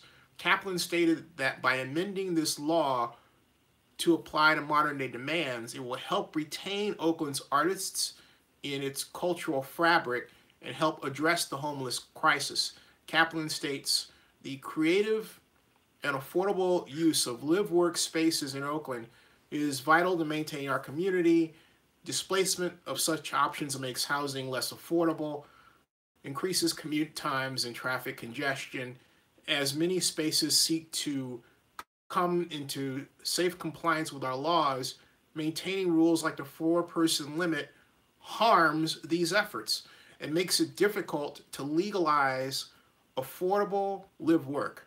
Since we want to encourage properties to make any needed safety upgrades, keeping other rules that make legalizing live work units unfeasible undermines our safety goals. The 4-person limit is currently in the joint living and work quarters section of the Oakland Planning Code, and therefore, this is Kaplan talking, I am asking the Oakland Planning Commission to review it and recommend action to resolve the impediment to effective legalization of many viable, affordable live-work housing options in Oakland. And they write, this has strong support from those in the community. And so since she states that, I ask you what you think of this idea. Well, it's the first I've heard of it, and so I did get the email the other day. So yeah, I like Rebecca is thinking about ways of doing stuff, but quite frankly, this should be something that is discussed in a broader forum so that there is adequate community input for it. It wasn't brought to our attention at the West Oakland Commerce Association. probably because there's too many property owners there who might object. I don't know why that didn't happen.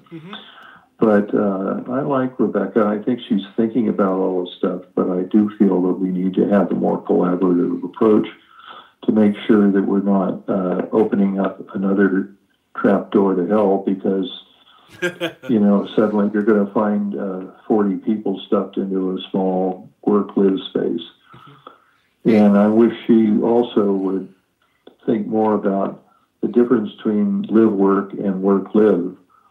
Live-work is just an apartment somewhere, right? Right. And so it has a residential component to it that can mean a windfall for people that have been land banking for a long time by buying up properties in industrially zoned areas and then stepping back when the laws change like this or like something else.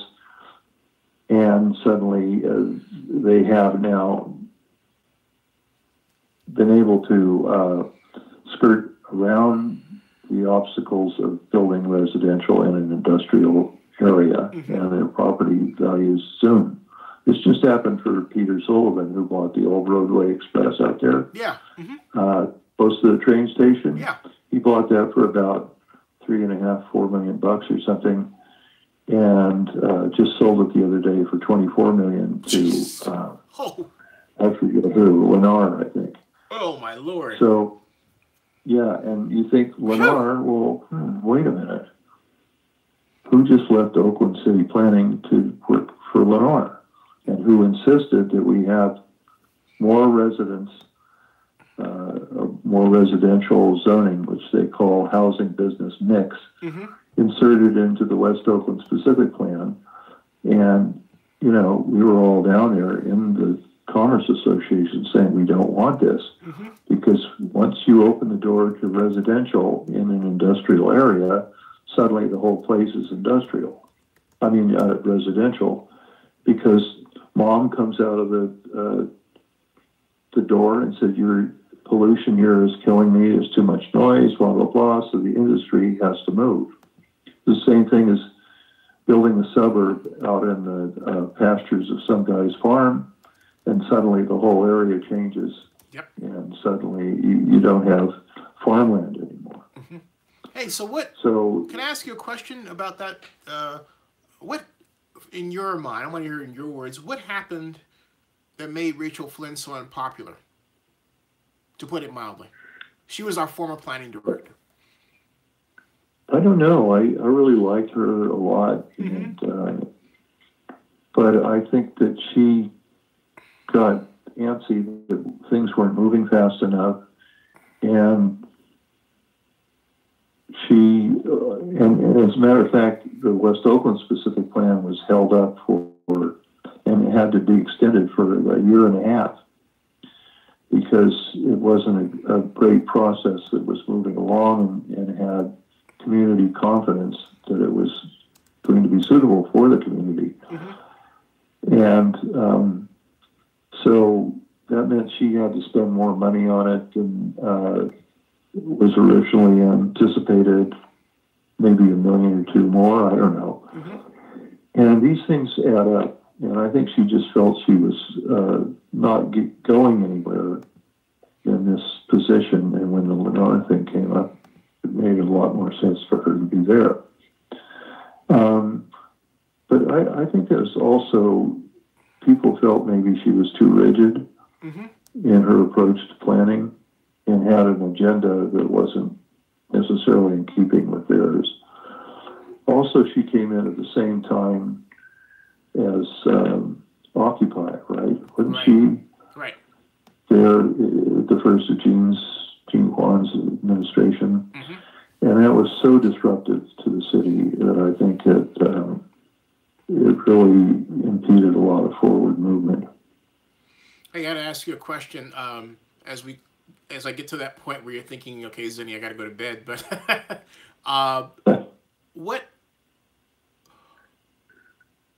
how has Oakland politics changed, and where are we with respect to Well, or how's the current mayor, and how's the current mayor doing? Yeah. So that's two questions. How has Oakland politics changed in your opinion over the course of time that you've been active, and how's the current mayor doing? Well, I think the people who want political power are less apparent on council right now. So I like most of the council people that are there now, and think that they're an improvement over a lot who've since gone on to their afterlife. And so that's good. I've always liked living. Steve? You mean post Oakland City Council life, not like afterlife, like heaven, right? I don't know. As Nate said, once he got off this thing, he lived in the afterlife. I don't know. But anyway, yeah, that's what I meant. I'm sorry. Go ahead. So we have. The mayor is pretty good. I think she's made some great choices of people to be working here in town. She went over and recruited Sabrina out of Bentleyville, and I always liked Sabrina. But I don't know. Oakland is a big city to run with no money, and so I think it makes everybody there kind of grumpy. Yes. And I have favorites, of course, as we all do, but I do wish there were more of a way for there to be community input. I think for people to go down in random groups and scream in city council is not as effective as having the advisory boards that we used to have. I always appreciated that about LU, was that he had an economic development advisory. And I remember going to them with this idea of, what could we do with the produce market? And it was really quite a revelation to me. I forget all the guys that were on that now, but they're a good group. And so that helped a lot because they had expertise, whereas a lot of city council people don't have expertise. Right. All they've got is emotions and a feeling that they're carrying the voice of their constituents. And it's just like Trump says, I want to be the president for all America. And he really can't, because he's never going to understand what half America is saying, but more than half now. It's just, so how do you communicate with that guy? You have to have a friend in his administration who can do that. Hey, do you think that we need, let me put it another way. Would you work with me to form a task force on, like we had with Dellums, but it's more focused on stadiums and convention centers? Because if you think about it, we haven't touched our convention center since it was built in, 1988? Yeah, that was one of the things that I brought up with Bill Gilchrist and the downtown specific plan. Yeah. The best place to put a convention center would be an extra large building down there, just beyond the freeway going towards Jack London on Broadway. Right. If the county buildings are obsolete, something needs to replace them there, and it's right on top of BART. So you could have a BART station that would serve Jack London as was originally planned in the BART layout in 1960, whatever it was. Good God. And, and it could be quite a good deal for Oakland. And I think also I could put my toy museum there, because I think it's going to need at least 60,000 square feet once it's done. Hey, tell us about that. Tell us about that. You didn't tell us about that. Well, everybody loves toys, and we need an attraction that is suitable for children, just like the like the Exploratorium over in San Francisco was deliberately moved out of the Palace Legion of Honor and down onto the the Palace of Fine Arts, yep. Not the Palace of Legion of Honor. Right, I know what you right down onto the waterfront, so that it could be a stimulus for people who would come and bring their kids and make the waterfront less of a area for just tourists only. It could be families could come back down and enjoy Fisherman's Wharf area. And so I think we could do the same thing here with the Toy Museum. I've known Dr. Stefan Arbach, who also is called Dr. Toy for years and years. Mm-hmm. And she had a toy museum over in San Francisco in the cannery, but the cannery, of course, suffered a huge setback with the earthquake, and nobody came down in the marina or the Fisherman's Wharf area for quite a while after the earthquake, so she had to close it. But I think that if we had a sufficient space, there are all these toy collectors out there who cannot pass their collections on. Some of them are pristine, the Lionel trains in their original boxes and all that kind of stuff. Mm-hmm. But they can't pass those on to their children because their children can't afford the upkeep, and they don't have a place to put it. Mm-hmm. And so to have them all on display and then traveling around the world in an international kind of way would be great. It would also serve as a lab for a new kind of learning. We believe that the most attentive children in classrooms are those that are usually turn out to be the brightest, right? They're not sitting back daydreaming or anything. They're really focused on what's being presented to them. So if you can find a playful way of doing that,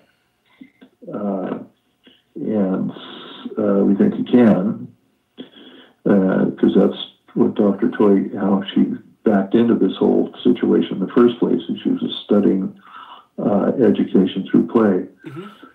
That we could really solve a lot of problems in education, especially for those kids who don't take to reading and writing and arithmetic right away. So that's kind of one of the benefits of this. Do you know that there was an examination of serial killers by Dr. Stuart Brown, who's down in Monterey? He discovered that the only link between all the serial killers that he studied was that they didn't play as children. Is that right? Wow.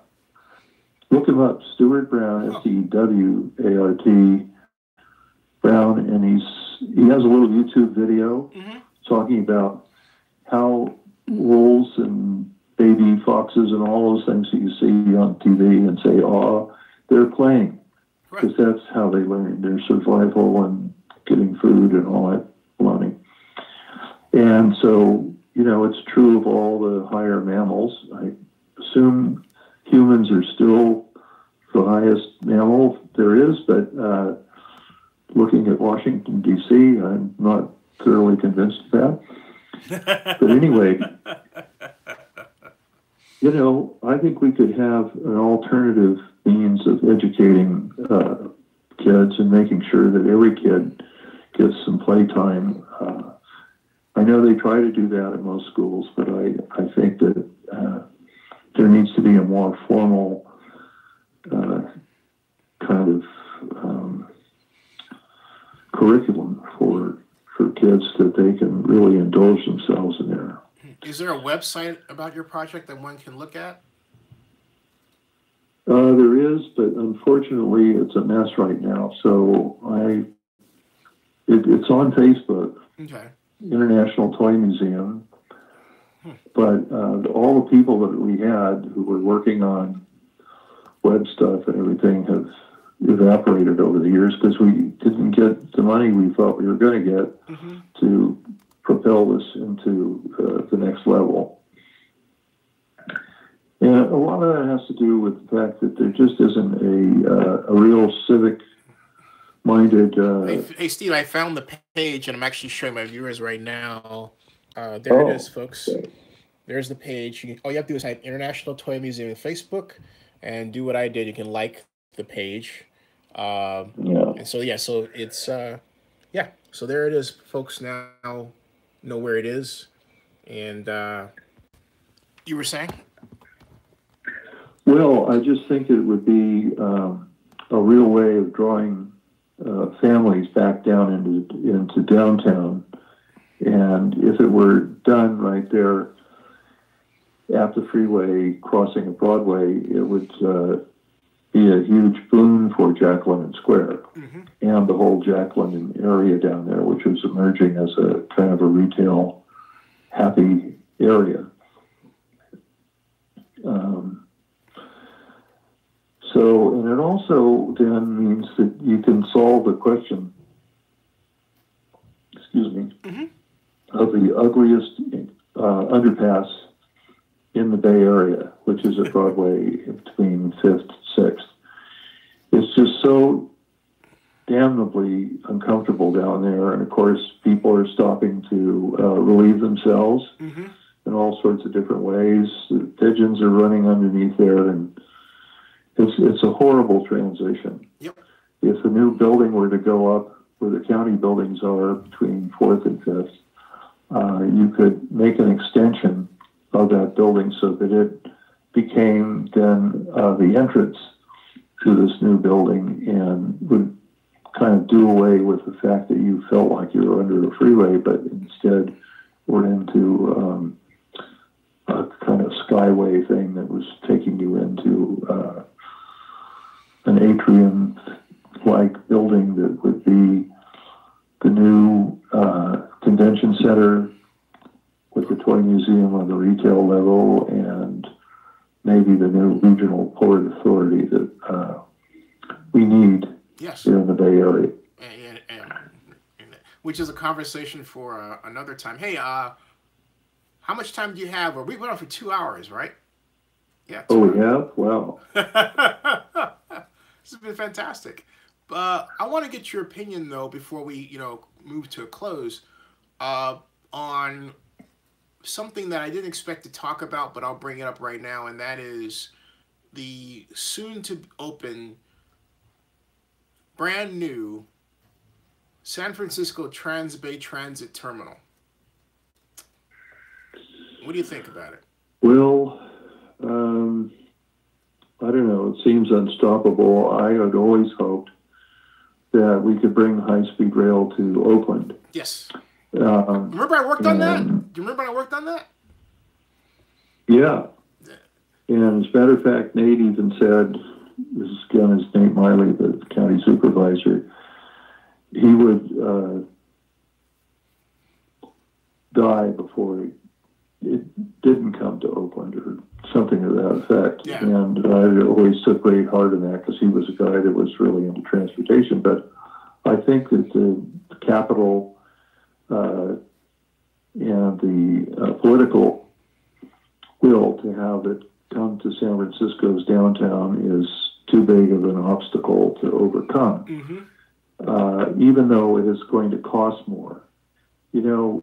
High-speed rail coming up from San Jose up the peninsula means that it's going to have to be undergrounded through Palo Alto, San Mateo, and I forget all the towns up and down there, because the people won't stand for such a huge disruption through the middle of their downtown. So they've talked about this. How are we going to do it? I don't know what costs are like for construction of high-speed rail, but I imagine they're probably more than $1 million a mile, because that's what BART is. I'll give you a measure if memory serves. When I first started working on it, it was something like $20 million a mile, and now I think it's ballooned to somewhere in the neighborhood of $200 million a mile. So there you go. And they're not telling the truth about how much its costs are, or its projected costs even, because they say, well, we're building this little stretch down here in the valley, And eventually, when they're all linked up, it'll cost us almost nothing. But it's going to be a huge deal. I love the idea of high-speed rail, but I think if Oakland's the center of the Bay Area, then why not have it in Oakland, out at the Coliseum or someplace? It made no more sense. I remember, Steve, one thing that you caused me to recall is an argument that I made before the original High-Speed Rail Commission when I represented the mayor in Oakland, that to have a western terminus in West Oakland, at West Oakland BART, but designed in such a way that it could go across a double-deck Bay Bridge. Remember that concept? Would actually be cheaper to build on a per-mile basis coming up the East Bay than the West Bay. But here's the trick that here's the trick they pulled on me, okay? When we trying to decide which one penciled out better, they claim that the area that the western terminus, the western East Bay terminus would go through, which included Fremont, was actually part of not the East Bay population, but the West Bay. You hear what I'm saying? Yeah. So they basically, I hit the ceiling. I remember being so pissed off at the way it was gerrymandering of a sort. And I said, everybody and their mother knows that Fremont is part of the East Bay and has nothing to do with San Francisco and the West Bay, and yet you guys are going to fold it over just to make an argument that there's more population in the West Bay, and therefore it's better to have it over on the West Bay than the East Bay. That's the kind of shit that they pulled. Okay?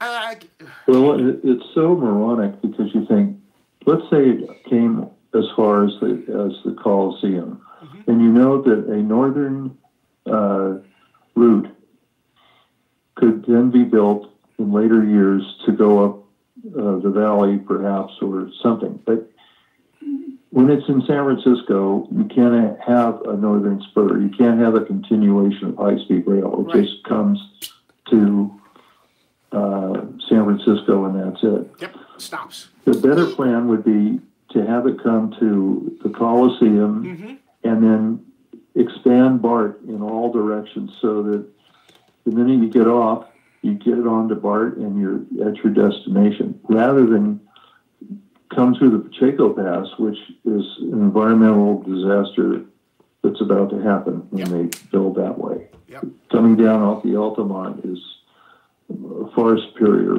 way of doing it. But I agree with you. I think it's just about time to close down for the night. Steve has been fantastic. Well, I'm hoping that Sharon has a martini for me downstairs, but you deserve it. But gee whiz, what time is it back there? It's 2:00 where you are? It's 2:03 in the morning. That's right. It's my bedtime. Oh, I'm gonna go down and have ginger tea and then go to bed. But I want to thank you, and Steve, love to have you back. You know, and we talked about, in fact, to say, folks, that this deal was, for the most part, really his idea, Steve Lowe, but he wanted us to do something like, and Malcontent says, thanks Z, thanks Steve. But Steve, I think what you wanted to have us do was meet at a place like Lake Chalet and have sort of a live stream with a setup of Oakland types talking, right? Something like that? That's what you're thinking. Yeah, we can still do that. I think that would be kind of fun. Now, maybe we can still do that. Oh, we have to, because I now have a fan base of people who have been clamoring for me to have a live show somewhere in Oakland. And I said I'd do it. I said I would do it last year. I said you have to put things in perspective. Do you realize that come tomorrow, tomorrow's Valentine's Day. Happy Valentine's Day, everybody. Come tomorrow will be the 1-year anniversary of the start of Zenny 62 live stream officially, because I started using YouTube Live Mobile.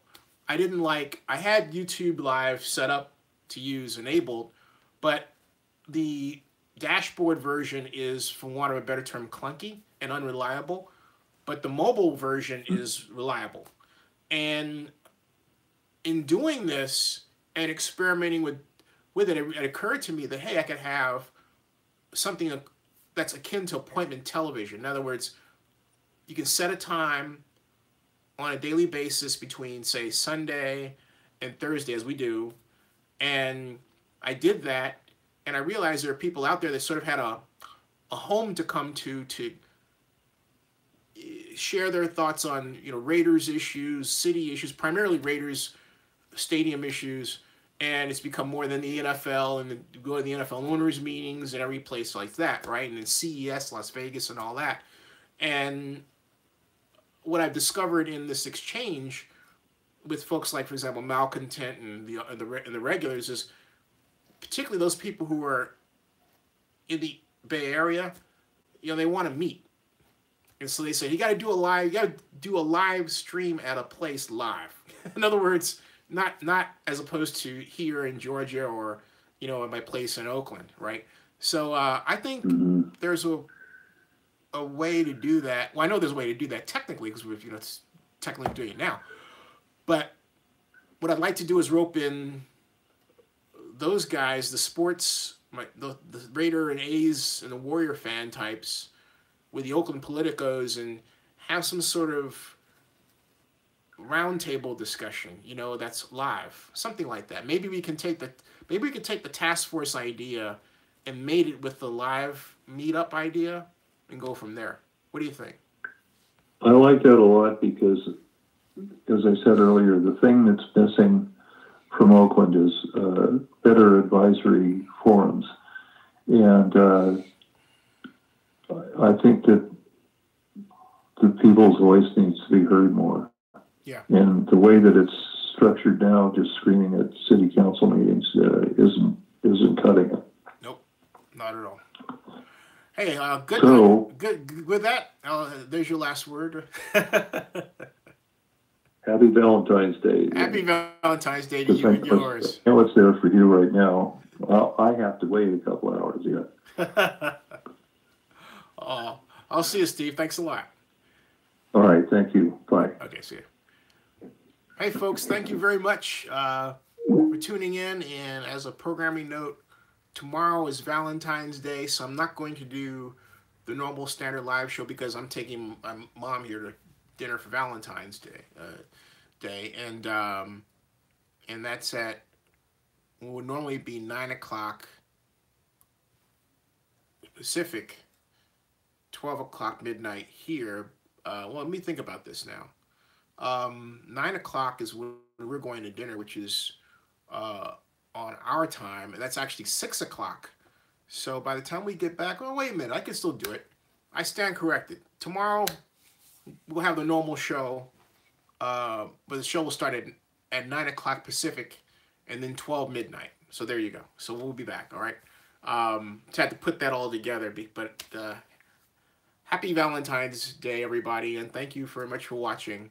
And the next one after tomorrow, we have a very special double show Thursday. 2 o'clock Pacific. Legendary sports agent, longtime friend Lee Steinberg is going to come on for an hour to talk about his clients and the NFL draft. And if time permits, and I think it will, we're going to talk about the brain issue and concussions and CTE, something that he's followed and the cure of which he has been very focused on trying to find for some time. And that's Lee Steinberg. And then, of course, 9 o'clock Pacific, which is 12 midnight, kind of like, well, actually, no, 8 o'clock Pacific, which is 11. So it'll be 8 o'clock Pacific, 11. Another longtime friend of mine, Chris Dobbins, who's on the Oakland Alameda County Coliseum Joint Powers Authority, also an Oakland attorney, will join us for another lively conversation. So that's how it lays out. And then, of course, we're going to have videos in between. Check out what my friend Morgan Bach has done, videos on the Oakland Mardi Gras experience tonight. And, of course, thank you for supporting Go CSU. And, yeah, we're going and growing. Thanks, everybody, and I'll see you all later. Thank you. See ya.